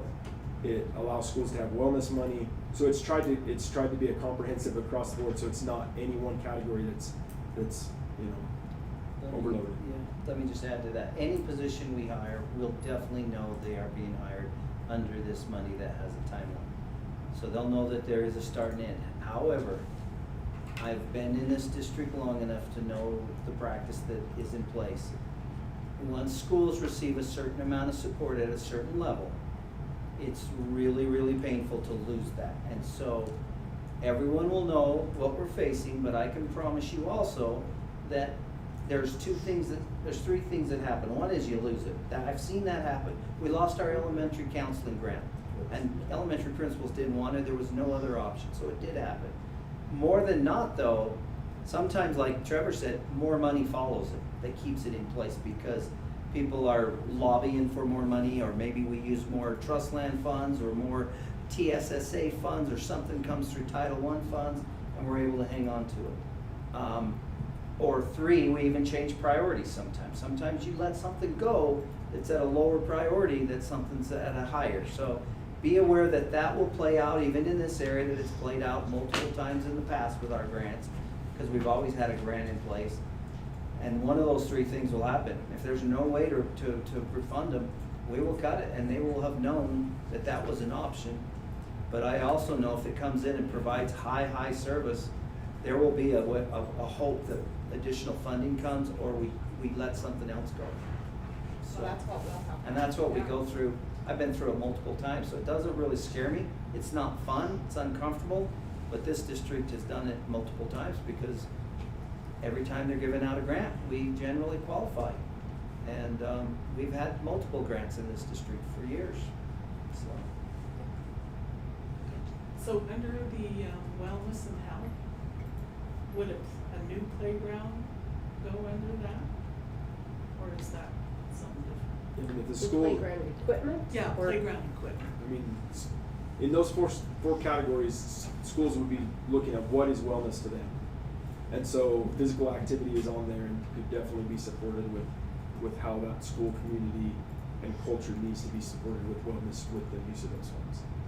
Because I know Montezuma Creek Elementary needs an It's a great updated thought. playground. So each school will have the money to do what they want to do based on what the principal and the students, because that's one of the other things is, you know, the responsibility for the facility itself and having people decide what's going to be altered or improved in those facilities really does need some oversight and not just and it's not a whim, that's poor choice of words on my part, but the understanding of long-term benefits and changes to either the building itself or playground or whatever. So there does need to be that extra oversight and not just, okay, principals, do whatever you want. We need, and so hopefully that's in place under the direction of our business administrator to approve those kinds of things that are well thought out, with all the pros and cons and those kinds of things, that it's not like, hey, that's what we want at our school, so that's what we're doing, and then we find that it adds extra time for our buildings and grounds that are already over, being called out on weekends and those kinds of things. So those kinds of things need to be considered. Have we included our building and grounds? Did they fill out a survey? Okay, all staff Well, members. we walked through similar spots, different times with Tom, long-term, short-term plans. With these funds and your school's dealing with some of these challenges, that some have very unique challenges with playground space and access to that, and that's where, the equity comes in, allowing them to make their own plan of what is school wellness. It looks very different from school to school. A piece of equipment, we replace it with new equipment that it may not impact you like we think Right. long term. Some things would impact, some Mr. things don't, Pemberton could depending approve on those what they. on behalf of the board or take your direction there. Okay. Yo, last comment here. Last comment, I just have to say, Trevor has done a tremendous job with this huge lift. It has been dropped in our laps, and a lot of times he's here before I am and leaves after I do, and that's hard to do. So I would be remiss if I didn't take the opportunity to just express how much we appreciate Trevor's hard work on this, because it really has been a big lift. Thank you. Okay, wanna go to number 5? Yep, next one, due to time, I don't know how much you want to go through this, but one of the main things that we focused on during this time is the connectedness to our families, to our communities, and engagement is a huge theme. The engagement that we have with the board, you've seen over the last year, has dramatically changed to the impact of people wanting to watch live feed, engage with the board, submit community input, and just to Mary alluded, like, nobody should be left out, ever. And because of that, we do want to increase the ability to engage with our families.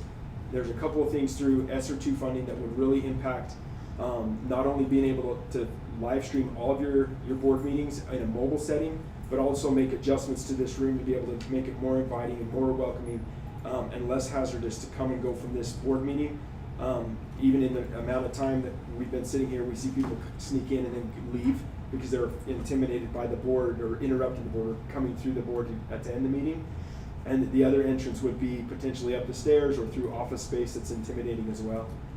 So the main recommendation in increasing home and family engagement would be to use the ESSER funds, which is an allowable use case, to have the technology and the needs to be able to have all of our board meetings wherever they're at throughout the district, to continue to go to those locations wherever possible, but then also to stream that so that anybody can watch that at any time. And then also making some adjustments to this room to be able to have families come and go from the meeting in an easy way and in a welcoming way, but then also reduce the hazards that are created by having the board meeting in here. And so the recommendation would be to use our technology to reverse this room and create a ADA safe place from the elevator for people to come and go during your meeting, and increase the technology for you to be able to see the presenters and the presentation at the same time, as well as add the electrical to the floor so that the cameras and the mics and things that we're using are not disruptive and not tripping hazards as people are trying to come and go. It's very minimal as far as the biggest part of the project would be moving the desk and then adding the electrical to the floor. Those are the two biggest things. Other than that, the technology's in that ESSER plan. The connectivity to our families is the main objective. It's an allowable use case. It also allows you to have an entrance for social distancing if you need to, rather than coming through the crowd to get in and out of the building. And so it's a allowable use case to improve the connected ways that we are engaging with our families so they can engage. Before COVID, you had 2-3 people engaging. Now we're having meetings with hundreds of viewers, and people are engaged. They want to know what's going on. They want to hear it from you, and so this recommendation allows us to use federal dollars to increase that technology and connectedness that our families that we're working with. Almost every plan that we have on there requires stakeholder input, allows us to be working with our families, and so the recommendation would be to make a couple small adjustments to be able to continue post-COVID, to continue the work. Comments? Just, I like the ideas that you have in this. It's always been a pain to have this because So with that, go ahead. I was just gonna say, wouldn't it just be this plus the screen up? so it allows us to purchase technology that would not only flip the room, but allow you to see the screen and allow you to see the video feed, so what's on the video feed. So you would be able to see that and be able to watch the presenters instead of trying to follow along separately. And then it would also allow us to add the technology to this side of the room and close that off when necessary. So if something was set up and needed to be closed, we could still close that off, and still have an access for you to come and go from the meeting. But then the majority of our families would come and go from the opposite end of the room. But my question is, so what I was thinking, and so Stu and I are thinking different things. I think this desk would be flipped around and up there, and this screen would be. So you would have one behind you, and you would have one like this in front of you. Okay, So if you're sitting there, you audience could. would have one Or of you these. might have them up on the wall Okay. coming out that you would see. Okay. And it may work that when that's moved to that direction, we could still use this same computer technology for you to see it on the other end instead of having to follow along. So a presentation with our principals in this room, you'd be able to see their presentation at the same time, not follow along like sometimes we have to do. Which page are you on? Where are you at? Refer to the board and just make it more. And our families that are watching are the same way. So when they're seeing or hearing something, it doesn't always add or match what they're seeing or hearing because you're on a specific page that the board can't be seen or is on a different page and you're referring. So it would try to connect so that they could see what you're talking about and eliminates some of this. The power on this end, the power that's already there would be added to just be able to have for when there is professional development in this room plugged in underneath the tables as opposed to running cords similar to what Matt and these guys have now. It'd just be plugged in underneath the table. The same would be added here, so that any cameras and mics would have its own plug and wouldn't be.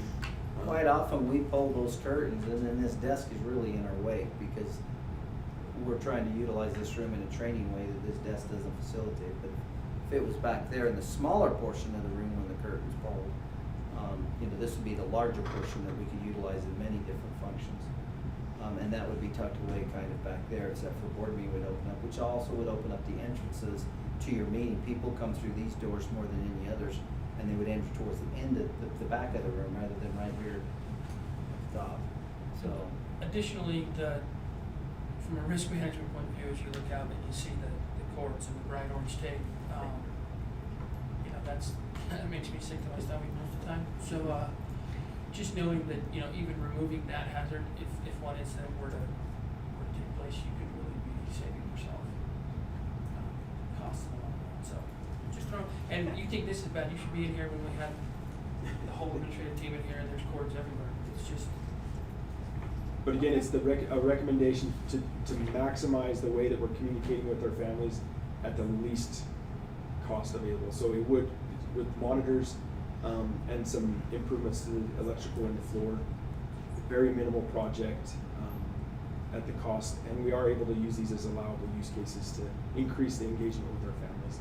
So we would recommend, if we get a go ahead on that, we would recommend looking at a period of time that we can time between the board meetings that you're in here and come in and make those changes in between when we have enough time for you to have one board meeting, and then the next time you come back, have it done in that 60 days or whatever that may be done. So to minimize the impact to the board schedule as well. Any questions? Thank you, appreciate it. thank you, Trevor. Thank you. Julie, as you're about to sleep back there. Get up here. Oh, heavens no, this is exciting. Right. Okay, before I start this little piece, I just want to introduce you to Jeff Beanett. This is, Jeff has taken Bonnie Purcell's position. So he will be overseeing, he's a curriculum specialist, and he comes from Harbin Emory, yeah. And he's had a lot of experience being a principal and had a lot of experience in language arts in the secondary schools. And anyway, we're super excited to have him and support our curriculum in reading and math, K-12. So he's gonna have a big load. So, thanks, Jeff. Thank you. Thanks, Jeff. All right, so now we're shifting gears completely into early literacy. So you have the pretty significant plan that I shared with you. This is, this used to be the early literacy plan that you've seen year after year. The state in rule last year changed that it's now the early learning plan, and it also includes a professional learning component as well as early mathematics. So this early math and early reading both focus on K3, the professional development both focus on K3, but they require all in one plan now. We've never had to do an early math plan in the past, so this is the first year for that as well. So this really does require that we just go through and share with you kind of what's in the plan, and I'll just kind of give you a summary snapshot of that, and then it does require that we share the minutes of this meeting with the state for approval, and then that you do approve it, so it has to be an action item as well. So the early learning plan, the literacy piece on that second page focuses on the key elements of literacy. So phonological awareness, phonics, fluency, vocabulary comprehension, oral language, and writing. And we have to base all of our instruction on evidence-based curriculum. So you can see there what we're going to be using as our base curriculum for, in all of our K-3 classrooms. This is not new. This is what we've been using for about 6 years in literacy. But we are adding the ELD piece this year to our Wonders program, which we're super excited about for English language learners. And I had the opportunity to go through that and with a pair the other day and look at the lessons, and they're excellent. So so we're really excited about adding that piece to our regular Tier 1 instruction. So there's the pieces there, and then we have to outline Tier 1, which is our whole class instruction, what that's going to look like.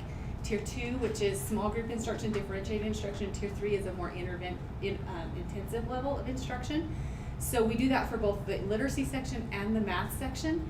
And then we will have ongoing, through our PLC process, we will look at our KEEP data, we will look at our Acadience reading and math data, which is DIBELS you've heard of, it's now Acadience, to monitor and adjust small group instruction and differentiate each day in the classrooms. So the details of that are in there, but that's kind of the gist of the cycle, the instructional assessment cycle that will happen with both reading and math. That's a weekly cycle. Progress monitoring will happen it just depends on what the students need. If students are benchmark or above, it won't be progress monitored weekly. If they, are intensive, they could be weekly to every 2 to 3 weeks. If they're kind of in between there, we call them kind of our bubble students. They're strategic. Their frequency of progress monitoring and support will really depend on student needs, and that's where our PLC comes in as such an important piece of that monitoring. We'll also use our WIDA data, which is our EL data, to help determine placement. And then we've listed a bunch of strategies in there, and I know a lot of those won't even probably make sense to you, but those are best practices. And a lot of those are practices that we need to be implementing anyway. They're a part of our program. They're a part of SIOP strategies, which is our EL piece to helping our students. And a lot of them focus on cooperative learning strategies, as well as oral language or vocabulary development. So those will be in there as well. Section B is the early mathematics piece, so you can see that we use My Math. We also have software programs for both reading and that are differentiated. So they are truly adaptive, where students take a diagnostic assessment and they can, some of our adaptive programs go clear up to 8th grade. So if they're a kindergartner or first grader and they're functioning on a 4th or 5th or 6th grade math level or reading level, they can work on lessons at that level during that time. So that's what those software programs are that are listed there. Each one of our schools selected those. Which page are you on? This is section B, so it would be page 4. And then, just so you're aware, in the mathematical piece, there are 4 areas that the state's having us look at closely that we're going to be training and working with our teachers and our paraprofessionals on. The conceptual understanding, and you can kind of get an idea of what that is there, procedural fluency, strategic and adaptive mathematical thinking, and productive disposition. And those are big titles for all of the components of understanding mathematical practices for students. So those areas will be focused on as well. And then the PLC cycle and our progress monitoring, our benchmark data, our screening data, diagnostic data will all be looked at as well in the math section. The goals are in section C, so that would be page 8 for literacy. So they put it down here a little past the math, but we met as a administrative team of elementary principals with the state for 2 days, wasn't it? For 2 days, and worked through this plan, worked through what we felt like it needs to look like district-wide. And these 2 goals for first grade and second grade are very similar to what we had in last year, but because of learning loss, we looked at our data, we looked at the sub-tests, and we determined that we needed to stick with pretty close. When we looked at the state's measure, they gave us the suggestion that in the second grade goal, we look at a 9% increase in oral reading fluency, which is the ability to put reading together and just read fluently at grade level. And so it used to be at 13. So just be aware that that's a little lower than it was last year, but that's just based on what our data and the state data was telling us. 5% for first grade, and that'll be from the middle of the year to the end of the year. This year, actually it's been in rule for several years, if districts across the state do not make the 60% growth goal that we've talked about in our data before, they intervene. And their first step of intervening, lots and lots of districts didn't quite make it. We were really close, like 57%, even though we were where we were at last year. So we still felt really good about where we were at, but we didn't make that 60%. So the state's intervention this year is to bring letters training, which is language and spelling training, literacy training, really focusing on the science of literacy, helping teachers, our special ed teachers, our classroom teachers, our administrators learn the science of the whys, whats, and hows behind learning to read. It's not a program. It's really learning the philosophy and understanding and behind teaching reading. So they're offering that. It's a pretty big commitment. So they offered it as a mandatory invitation. So of course we've accepted. Many of us over the last several years have been through, I've been through it 2 or 3 times myself. It is excellent training for foundational training for teachers to teach reading. So we're super excited about it. The 3rd edition has just come out. We're excited about the learning the teachers are really going to get. We've had so much turnover over the last few years that a lot of our teachers we have now never went through any of or had those opportunities to receive that training. So it will be valuable, but you may hear letters training and that it's stressful from our K-3 teachers because they will be doing modules in Canvas and they will be doing professional learning face-to-face. They'll have 8 sessions over the next 2 years. Our administrators will be doing the training, but it's about half of what the teachers do. It's more of an administrative snapshot of the overall letters training. So that's going to be happening, and with that, you sign here, there is a professional learning component that has everything about letters, and our district is putting in an application in Utah Grants for the professional learning piece. It's $20,000 that we will use to help pay for substitutes for our teachers to be able to attend, substitutes and travel for them to attend the face-to-face trainings. We're working closely with the state trying to get them to bring that to us because we've got 40 teachers that will be involved, but they haven't committed to that yet. So we're hopeful that will happen. That would save a lot for us. Yeah. They really should. Yes, they really should. We're putting that pressure on them too. So that's kind of in a nutshell what the plan has in it. Do you have any questions? Now, what age group is this K3. learning? K3. Oh, K through And 3. we do so have, oh, go ahead. How, is it all the teachers K through 3 in our district that will be doing the training? Yeah. How many days of It training? doesn't is matter it? if it's one school or 2 schools or whatever that don't meet the 60% goal, it's your LEA that participates. So Okay. So So that all is schools- directly because we didn't meet Yeah, the this- 70%. the growth goal. 60% So- girls goal, yeah.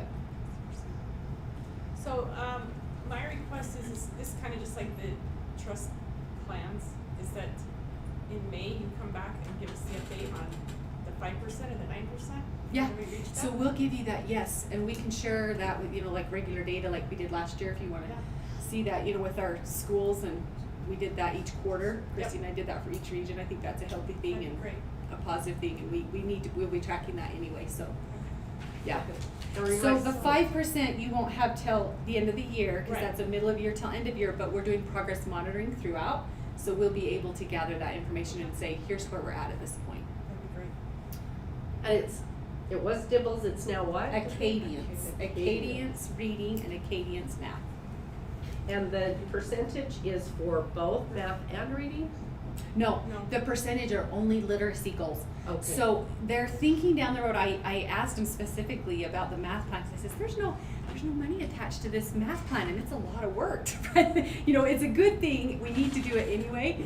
But I'm like, why are we really attaching a math plan? And they told me that they foresee in the next legislative round that they're going to try to attach some funding to support the math piece for K3. But they didn't have it on this round, but they did write the plan into it, and so that's why the plan is now attached. But it got us going, and we'll be on the right foot. So that's good, but that's why. We have 2 learning coaches that are hired that are going to be helping in they are K3 learning coaches, and they'll be working with Jeff, they'll be working with Christy and I, they'll be working with the elementary principals to facilitate some of this implementation of all K3 literacy and math elements. So we are super fortunate. That did not come through this funding. That's Came through state grant funding, braided with some ESSER funds. So again, it's all soft money. It's all soft money for 3 years. So they know that, and just like the others, but there's a lot of money rolling in right now. But it had to specifically go towards K3 coaching. It couldn't go any other place. So,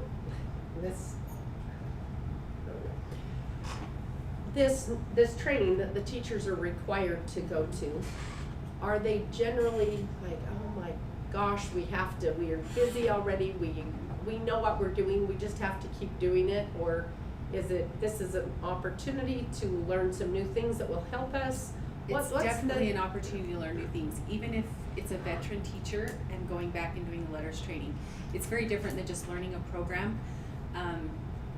It's, you know, learning the whys we're doing what we're doing, and that's always a good thing to be reminded of. The letters training is really deep, and it has a lot of like linguistic practices and I mean all kinds of things that teachers don't utilize all of the time, and they don't have the opportunity to learn. So, however, I'm sure we will hear, because anytime you have to do something, we will hear that I have to do this training or I have to do, and the Canvas courses they sign up for what time they want to do them, and they do them on their own basically, and we're going to provide a stipend for that because it will be extra and above and beyond. So we will figure that out so that they are compensated a little bit for that, and hopefully that will help a little. But there's never a time that our especially, you know, elementary teachers, secondary teachers don't feel overwhelmed with just teaching, and so learning, you know, outside of that is always a challenge and an extra weight on their shoulders. So I anticipate we'll hear that, but I also hope that they'll really value. I think that they'll really value their learning. For your comment, Mary, I want to say yes and yes.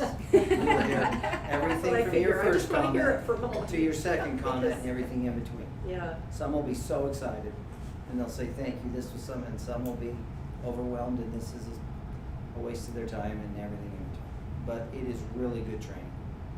Okay, thank you. Okay. Since you're up there, do you just wanna do your Shakespeare? Yes, so that's a quick one. If you had any, do my Shakespeare? Do your Shakespeare. I want to do my Shakespeare. Waited for this all day. I'm ready. Yeah, so unless you have any concerns about, this is the second round to see our spend plan for Monticello High School Shakespearean experience. Spend plan. Yes, for the spend plan. What did I say? I don't know if You you did. said spend. You said spend plan. Okay. Yeah. What did I say? You never know what I said. And you don't know what I heard, so. Okay, perfect. Yeah, so if you have any concerns about that, it's basically the going over to the festival, seeing the two plays, coming back, but it is a night stay, and You did a fabulous job. oh, nice Shakespeare. Okay, It perfect. will be on as an action item One more next time. meeting. One more Next time. meeting, it'll be the third time it'll be as an action. Thanks so much. Thank you. Okay, our policy 6610. Ryan, is Ryan not No, Oh. yeah, he is gonna come up and help me with it, Do you but wanna I'll lead out on it. Come on up, front Ryan. center?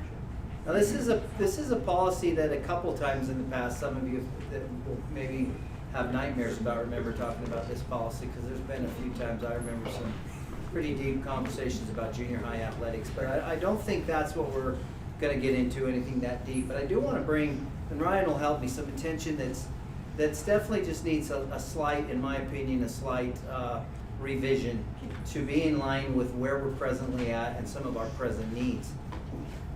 There's been a little concern at a school at Albert R. Lyman because of the number of participants they have in their sports, which are 2 to 3 times the amount that we see in our other 2A or 1A schools. So Monticello, Montezuma Creek, and Whitehorse in the 7th and 8th grade participating numbers see a very normal range of what we normally see, and a range that will almost always fit very, very nicely in a one team.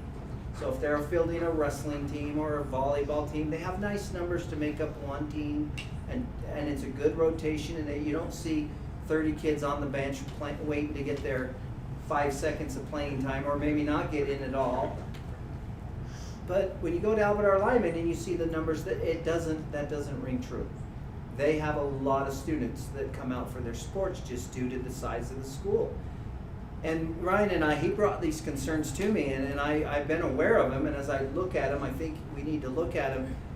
So really, when you have that many students and you have a very set number of games, you're gonna get into either do you cut a lot to reduce the number of participants, so do you open up to a very broad range of cuts and not allow extra kids on?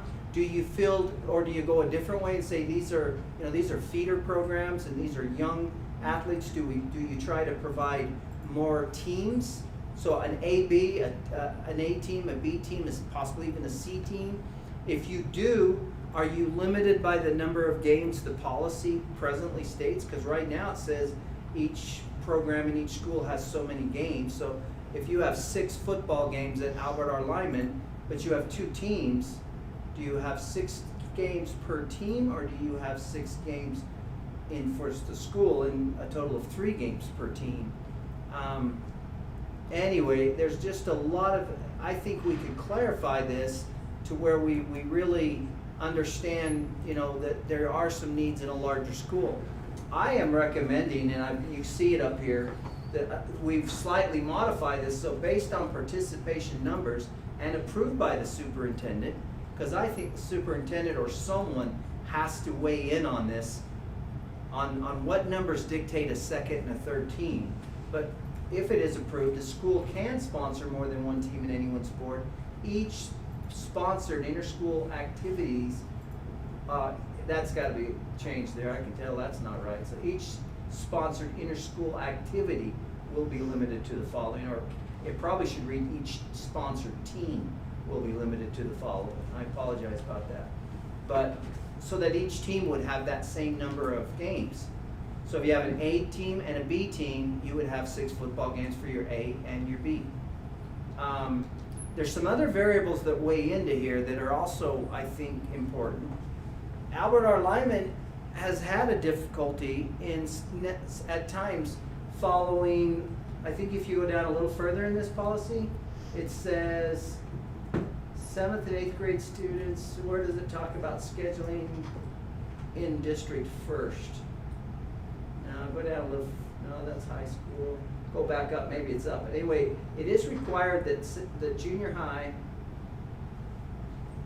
they schedule in district first. And it must be up above further. And right. It's number 2. Is that number 2? It's number 2 under schools on page 2. Okay. What does it say? Read it for me. Is that, I Right think there this under is it. number 1, superintendent UCI. Schools shall schedule contests and activities Yeah. with other San Juan Number School 1. District schools prior to seeking competition from other schools outside the district. So they've got to go in district first. And there has been some angst or slight resistance sometimes for our in-district schools to play Albert R. Lyman. Because of the size of their school, times that they feel that it's not a competitive match. So there's times when they say, we don't want to play you this year. You're too dominant. You're just too good this year. We'd rather not play you. Well, if that game was scheduled and then they drop that game, then they lose a game. And that's happened, has it not, Ryan? Yeah. Where even though the game was scheduled, they basically say, we're not gonna come because it wasn't a fun experience last time we played. And so anyway, if we had an A and a B, it might be better to say, well, the B is an option, not necessarily play our A team. Anyway, I am recommending to the board that there is a procedure in place that Albert R. Lyman would be able to have superintendent approval to sponsor more than 1 team. Now, the other thing to keep in mind is I think you are already starting to do this to some degree, right? So this is in place a little bit. You've evolved to this point. You could speak to that. To a degree, it's kind of that fine line, a little bit of tricky situation. A prime example, I think, would be with our football teams, for example, being limited to that 6 games. Just last year, for example, we have 48 students on our football team for 7th and 8th grade, which rivaled San Juan High School's numbers for their football team. And with having those 6 games, it really limited opportunities. And so as a kind of a go-around to provide more opportunities, what we did in working with these schools, we scheduled games where basically our 8th graders or kind of our varsity level team would play a game. After the game was completed, we would work in kind of a running half where our 7th grade students could play a running clock for 1 half so that they could have an opportunity to have some experience. So it would eliminate the need for extra travel. We were having that happen already kind of in that realm. But what happens then is we have a running clock for a half, and talking to the coaches and observing that would usually equate to 2 possessions per team. So if that's happening for all 6 games, really we've got 6 games being played, and then after that, our younger students are getting essentially 12 offensive possessions and 12 defensive possessions for a season, because that's usually what it would equate to. And so that would really limit the options that we would have. For our volleyball teams and our basketball teams, we've always had numbers to be able to field A, B, and C teams, and when necessary, there's other schools that a lot of schools are able to field an A team, sometimes a B team, not always a C team. We've also actually had an A team, a B team, a C team, and what we've called a skills team. We've had that many students who have come out for volleyball and basketball, which has created opportunity issues. So what we're looking at doing is making sure we have equal opportunities for A team, a B team, and a C team to play, and then we're looking at opening up an intramural opportunity for students who would be on that skills team. So it would happen during the day, potentially. We're looking at scheduling that and some flex time opportunities and things like that, where students could have an opportunity to participate. That we just have that many students that come out for particularly volleyball and boys basketball. We see those numbers. So, question. Yes. What I have seen in the past is a volleyball game that, yeah, the students are there, the girls are all there ready to play, and the team doesn't show up, or, you know, just calls and cancels when the game's supposed to start. And or 3 teams ready to play, but the school they're playing has 1 team, so they play the A team, then they play the B team, and then the C team. So has those kinds of things happened since? I mean, it seems like that's, but I remember seeing some of those things. Is that like So, the C team doesn't get a play because there's nobody to play after? At times that's happened, and we've worked with individual schools to do what we can in those situations. We have always fielded an A, B, and C team for volleyball and basketball. In some cases, when schools are able to field an A and a B team, we work with individual schools to see if they can combine some students from their A and B team that may not get as much playing time and have them play our C team. We're talking A, B, and C. We're talking separate students on each team. There's not crossover there, and so. But we've worked with individual schools in some cases to make that happen. In many cases, the schools that we're playing aren't able to make that happen, and so we do see some students that sometimes miss out on some opportunities that way. We try to work as best we can with individual schools to give them. So a thought that I'm having now, and this hasn't been brought up at all, when you have that many, say, volleyball players or boys basketball players in the gym after school trying to hold practice, and then it goes back to maybe the ESSER and the, what are the other funds called? Is ARP.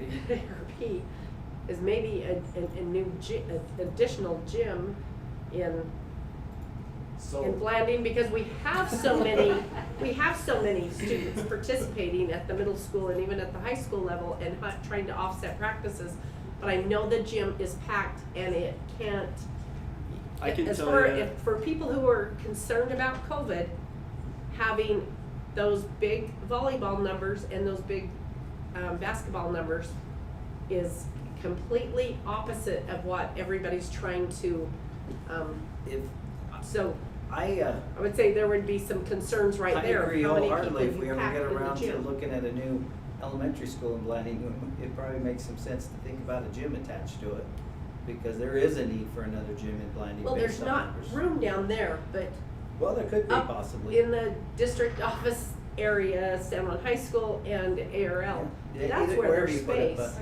Yeah. But anyway, But be aware those are that concerns about as how your many money- people you pack in a gym for COVID, and also just how effectively can you hold a practice with that many kids I mean, in a we gym?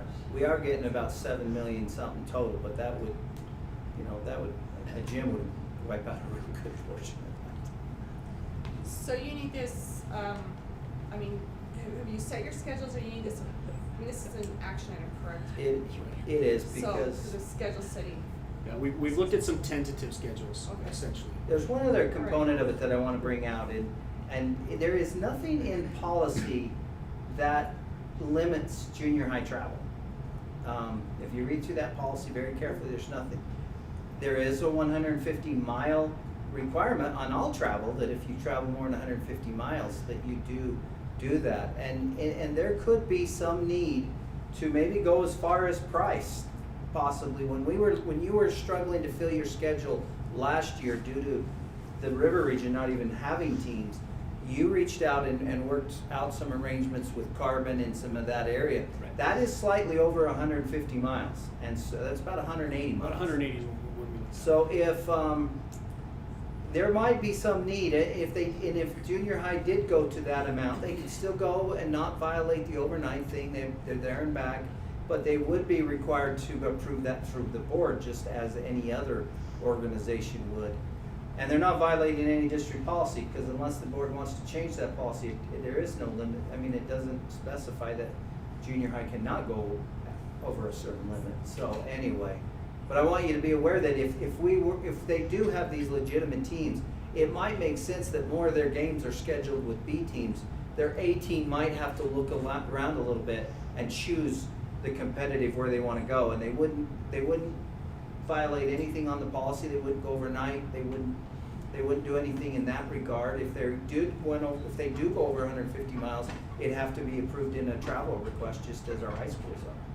So you would see it. So, I have another question. I know that in the past, I believe it was Monument Valley that played their girls' junior high volleyball during club time in January. Is that still the case, or do they play in the fall?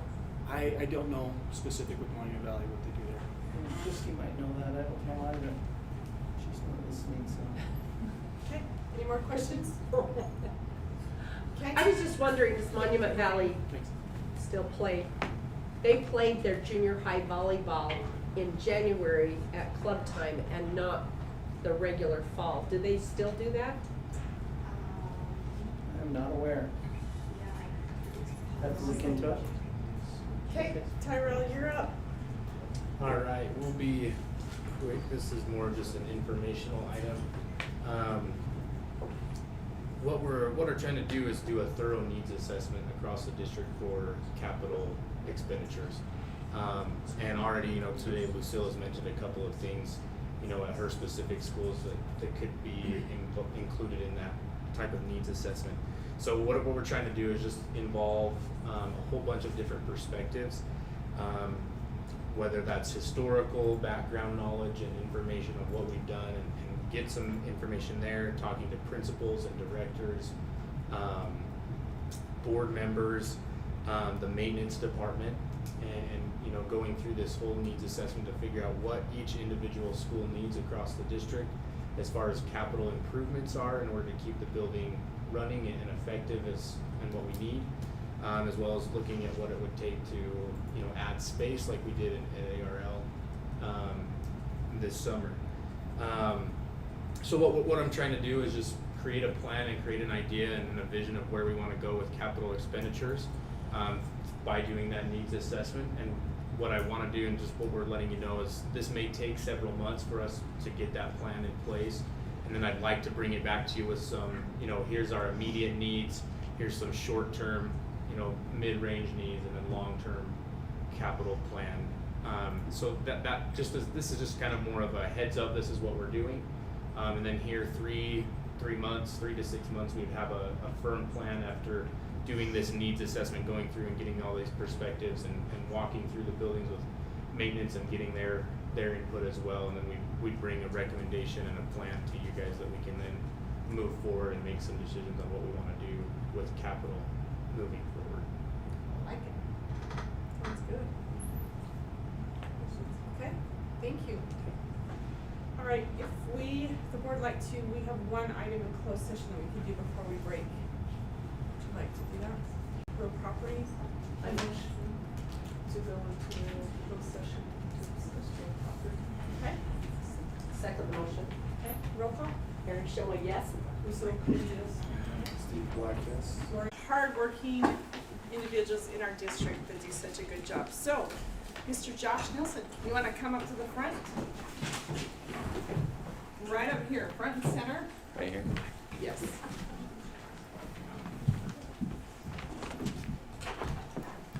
You could hold this.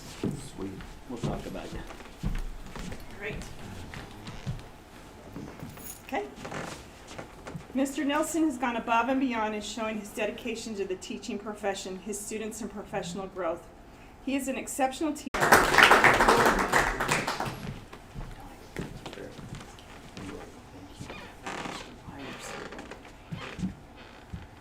Okay, Tony Anderson was nominated by Christy Fitzgerald. Tony Anderson is always willing to jump in and help with projects. His excuse for not being as involved, but he is willing to learn and collaborate both in person and virtually. He is an important contributing member to the language arts team.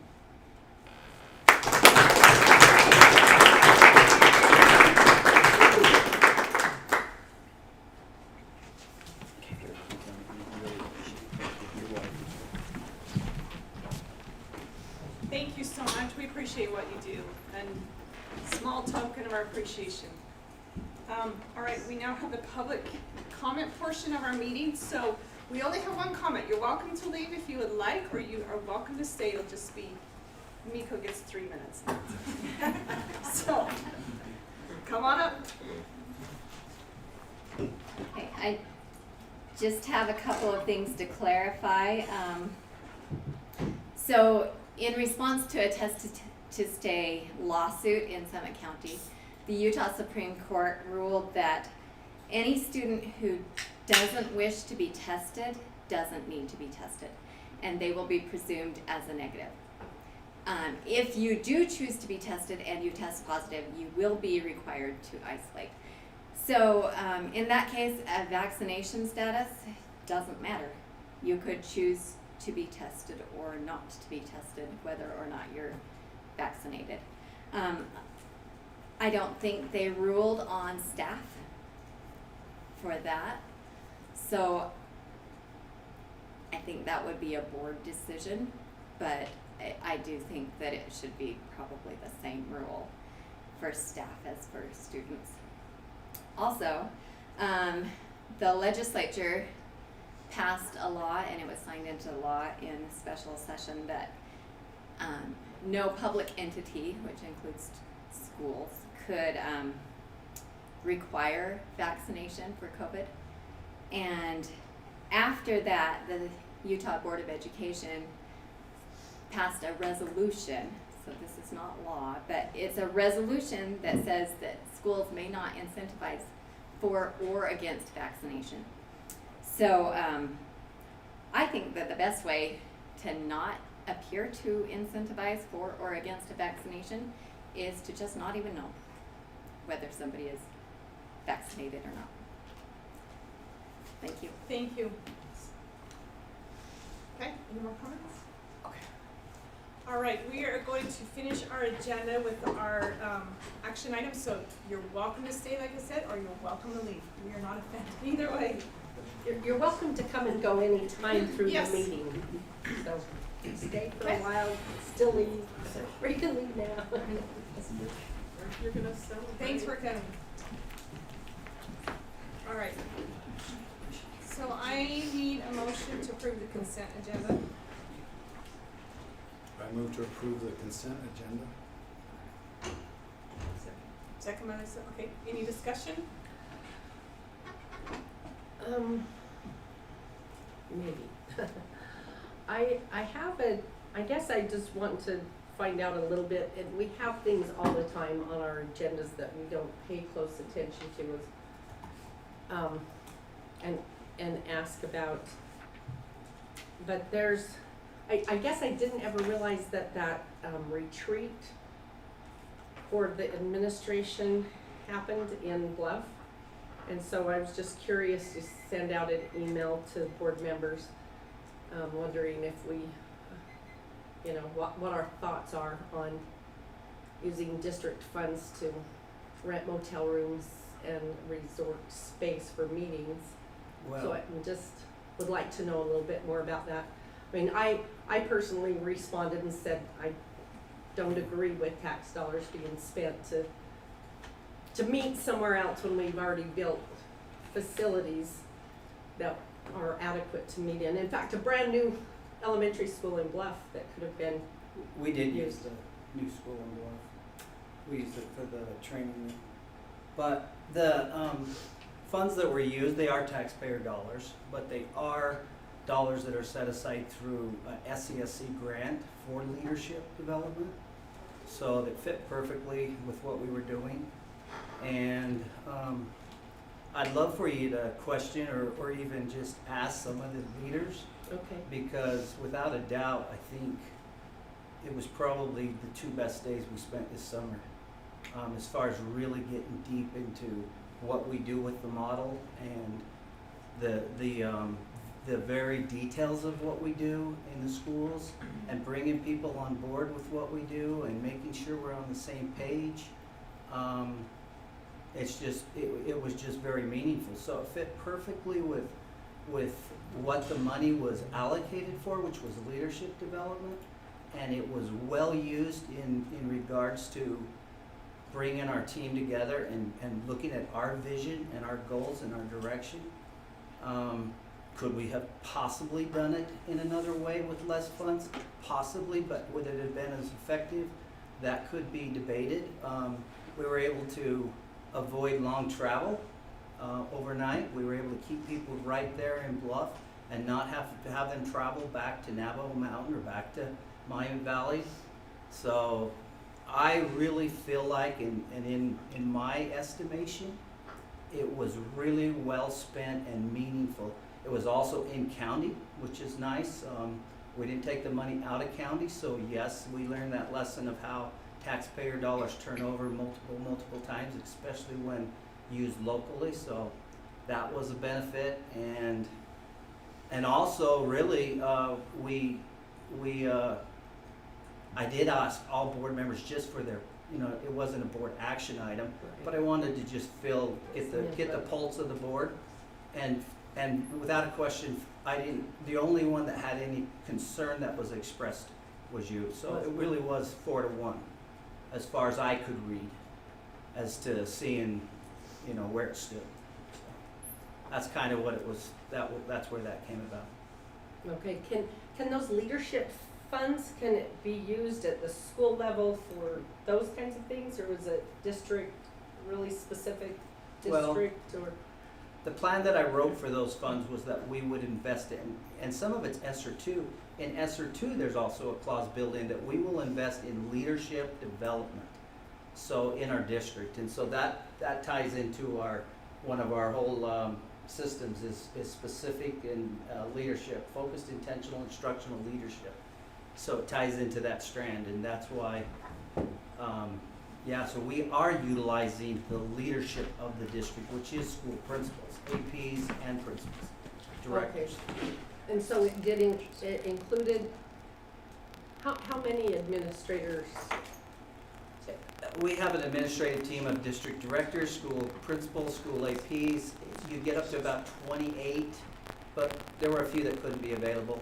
Every day we've had a training day, there's been a few missing, so it wasn't 100% of that, but it was probably pushing 25.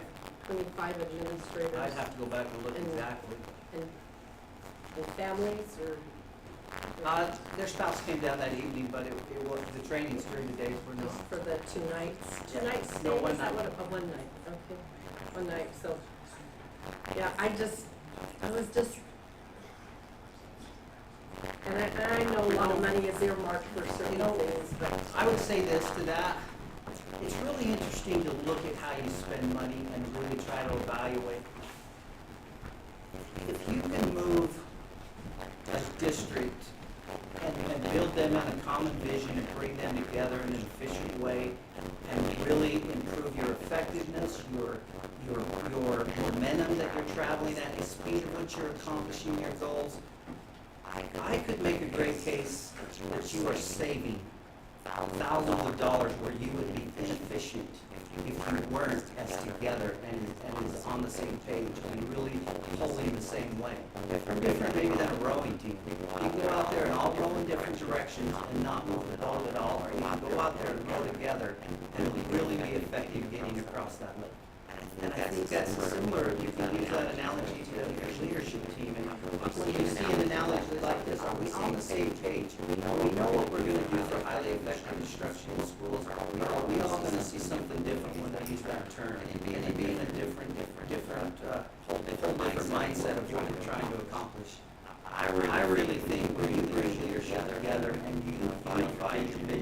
direction, you are so much more efficient across all budgets. And I believe look at it in that way, it is saving your district taxpayer dollars tremendously. Now, just look at the bottom line on this, they say, it looks like you went out and time wasted taxpayer dollars. I guess that's the perspective you have a right to have. But I would argue anything, that's the way we're gonna look at it, probably talk about it, people step back and see what was accomplished.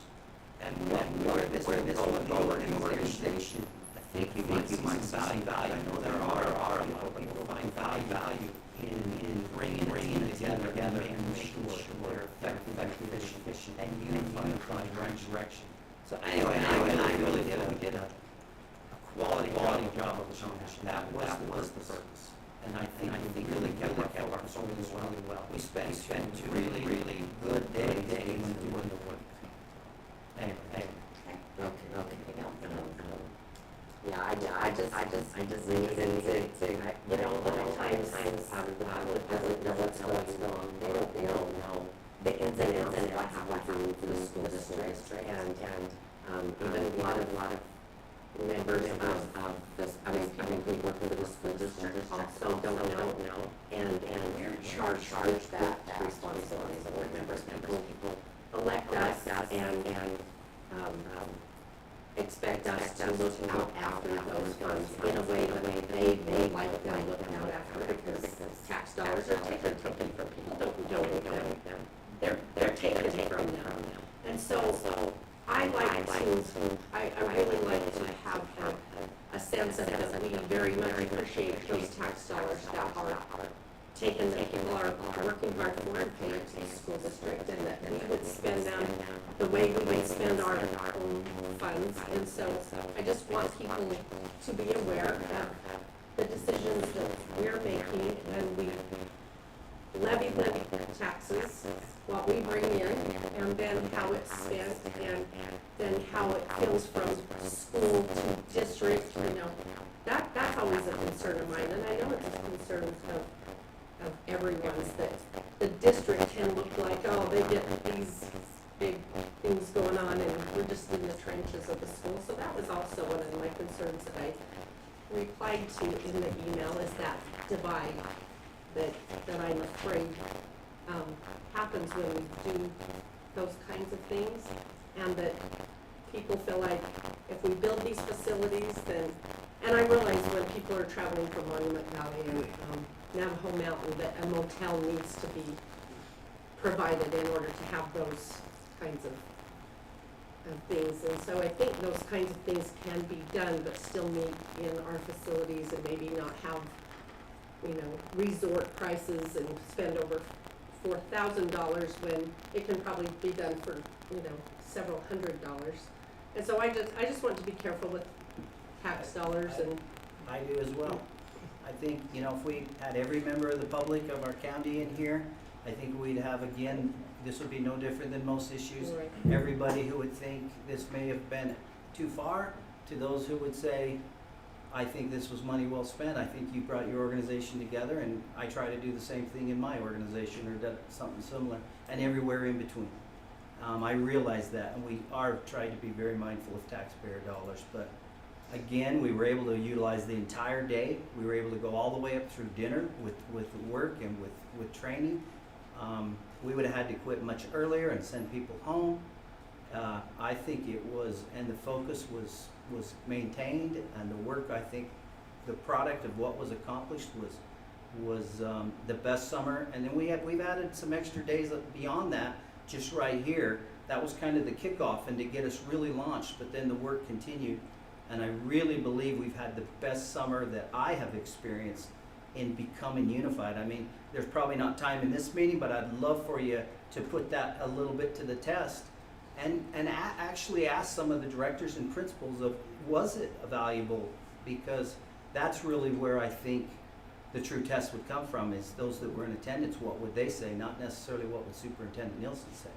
But I'd ask you. And I definitely want, you know, and I want to say that I appreciate the work that has happened in our school district. I just always like to do it at a minimal cost to taxpayers, because Even our if- taxes are going up, and they're already high in the state compared to others, and they'll be going up because of the, assessment, reassessing.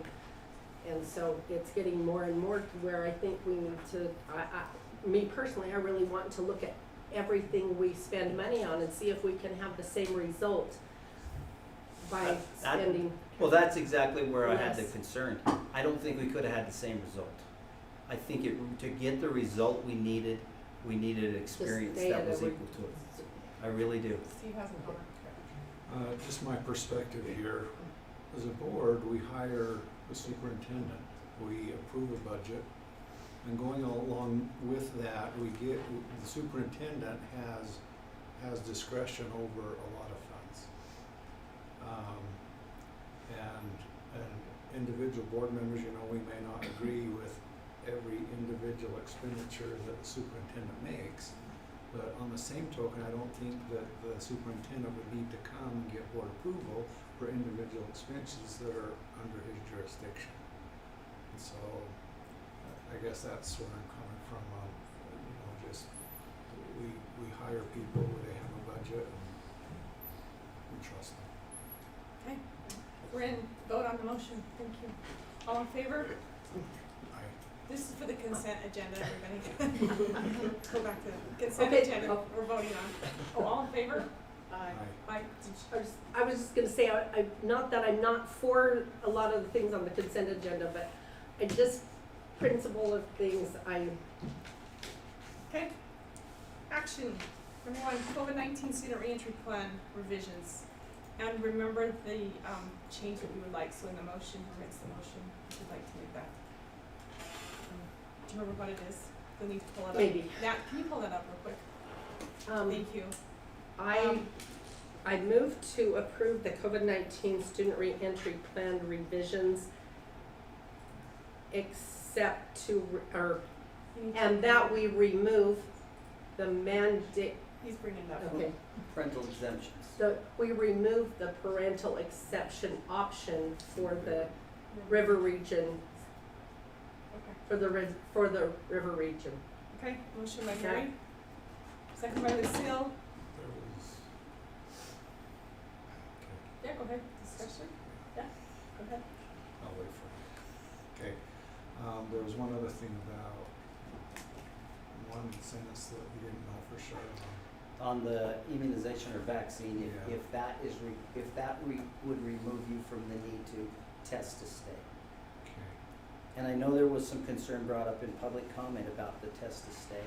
I can look deeper into that. I have met with the state health department director, the new director, at length in superintendent's meetings. I've met in superintendent's meetings. I'm not getting that same information that there is a Supreme Court ruling that will jeopardize the district's ability. In fact, I'm getting the opposite information that districts, this is the direction you are somewhat required to go unless you choose to go out on your own. But anyway, I can look deeper into that, but I'm not aware of that, and I could collect that, but. So you want to get this sent out almost immediately, so you. Yeah, but if I have to hold back a little bit, I wanna get it right, so if I have to check into it a day or two, I will, but I would like to get this going pretty quickly. So should I retract that motion and say not pass this or pass it Well, we and need to vote, or, you should And rescind the then- motion. we revisit it again with the, I based would on like what you it- find out? Yeah, I think you could maybe retract it and reword it that I will look into those matters and make sure they align with state expectations and law. Okay, I'll withdraw my motion. Okay, so now we have a motion Because that would give me authorization to move forward as soon as I verify. Okay. for COVID-19 reentry. Do you want to remake the motion? If I can do it right, I'm not sure I can. I move to accept the COVID-19 student reentry plan revisions and with the removal of the parent exemption, medical exemption for the river region, and to have the superintendent clarify with the state on the test to stay Second? Second. By Lucille, no more discussion? Okay, all in favor? Aye. One opposed? Okay. Policy 5510, graduation requirements, that's the one that Mr. Murdoch set forth. I move to approve changes in policy 5510, graduation requirements. Second the motion? Okay, discussion? All in favor? Aye. Number 3 is not supposed to be on there, it's somehow, there's Yeah, a it's glitch in the system that keeps putting it back on. I just think you type it back in. I don't know what, I tried to delete it, but it's So still number there. 4, San Jose School District 21-22 early learning plan. I move to accept the San Juan School District 21-22 early learning plan. Motion by Mary, second Lucille, discussion? Okay, all in favor? Aye. Approval of the American Rescue Plan. A motion for that. I move to approve the American Rescue Plan. Okay, motion by Steve. Second by Lucille. Discussion? Okay, all in favor? Aye. Okay, ESER 2 proposal, home and family engagement. I move to approve the ESER 2 proposal, home and family engagement. Okay, and the second. Second, Lucille. Discussion? Okay, all in favor? Aye. Aye. Okay, thanks. Policy 6610, junior high athletics with those changes. I move to approve policy 6610 junior high athletics. Okay, second, Second? discussion? I have a question. So this is based on approval of the superintendent. How solid is that based on, I mean, it makes me a little bit nervous when it's like, okay, so depends on who our superintendent is. Good. And I you, mean- yeah, Yeah, but then on the same side, if you get too technical and have to put two, I mean, I basically just wanna look at numbers and be able to not spend a tremendous amount of time or anything with it, just be able to know Just you've be got able the numbers to justify, you're not using kids on each team. Kids shouldn't be having 12 games because they're playing A and B, but just that the numbers justify, cause anyway, so but you know, the interest and the understanding of it in any given situation changes what would happen. So is this something that maybe would get a little more fine-tuned on your end so that it could, with a recommendation down the road, that we could have something more solidified and not, we certainly could revise this and improve it as we go along.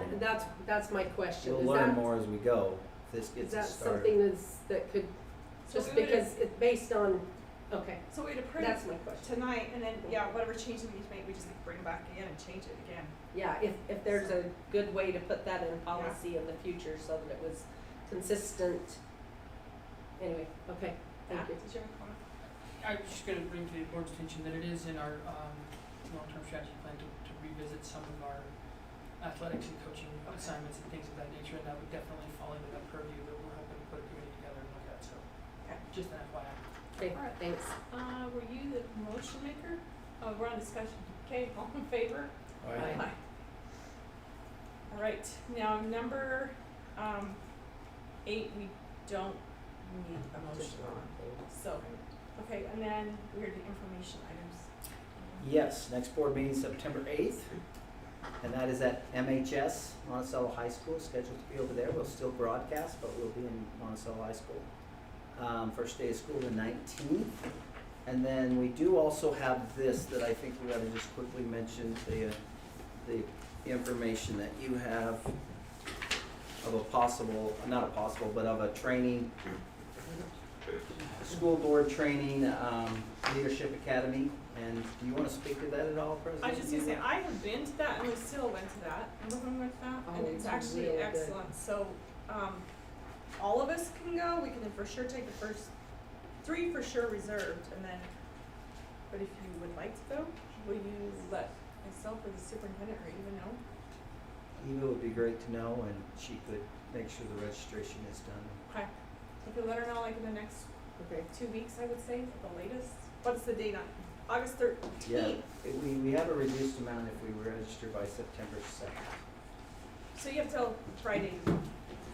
We also have the delegate, the pre-delegate assembly and the delegate assembly. Our school board needs to send a delegate, and as a USDA representative for District 8, both of the delegates who were elected have notified me to tell me they cannot attend. And so I'm waiting to hear back from the alternates who I'm That was having a hard. August what day? It is August 20th is the pre-delegate assembly, which is not a requirement, just informational only, and then the delegate assembly is the morning of the 21st. I have meetings that align with that. I'm willing to attend for this board and be the delegate unless somebody else wants to do that, Go. then, Yeah. okay, and then I may reach out to, if we can't get those alternate positions filled, is anybody possibly free that weekend if the two elected alternates are unable I to would know attend? more like in a couple days. I have two things Okay. that are pending. So, that I might hear back on. I'm not available. You're not, So, okay. All right. possibly, but I gotta be up there at the first of I don't know the why week. that's the busiest weekend of the year, every year. Well, and I've gotta be up there the first part of that week, and then I Okay. have to come back home, so to go back up is a little hard. Okay, but- well, that's good information for me to know Okay. anyway. So but- if someone else could, that- that'd be great. Okay. Okay, we're adjourned. Oh, but Oh, we're not adjourned.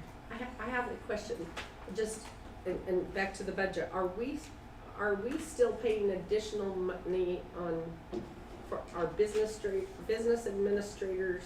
Do we have, we are called, so, we've got help for, Tyrell, some additional help. Do we Yes. have more than one that we're contracting with, or just one? Well, we have one that's being compensated at a lower rate that Okay. is in district. We have the ability, and we have contracted just on isolated times Okay. with one outside of the district. Okay.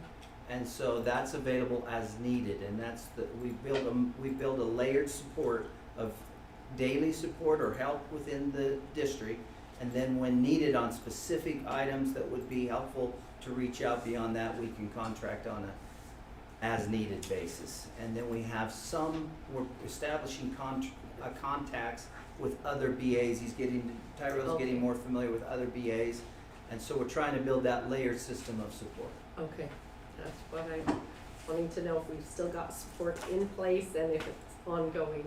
And you feel like it's good support going?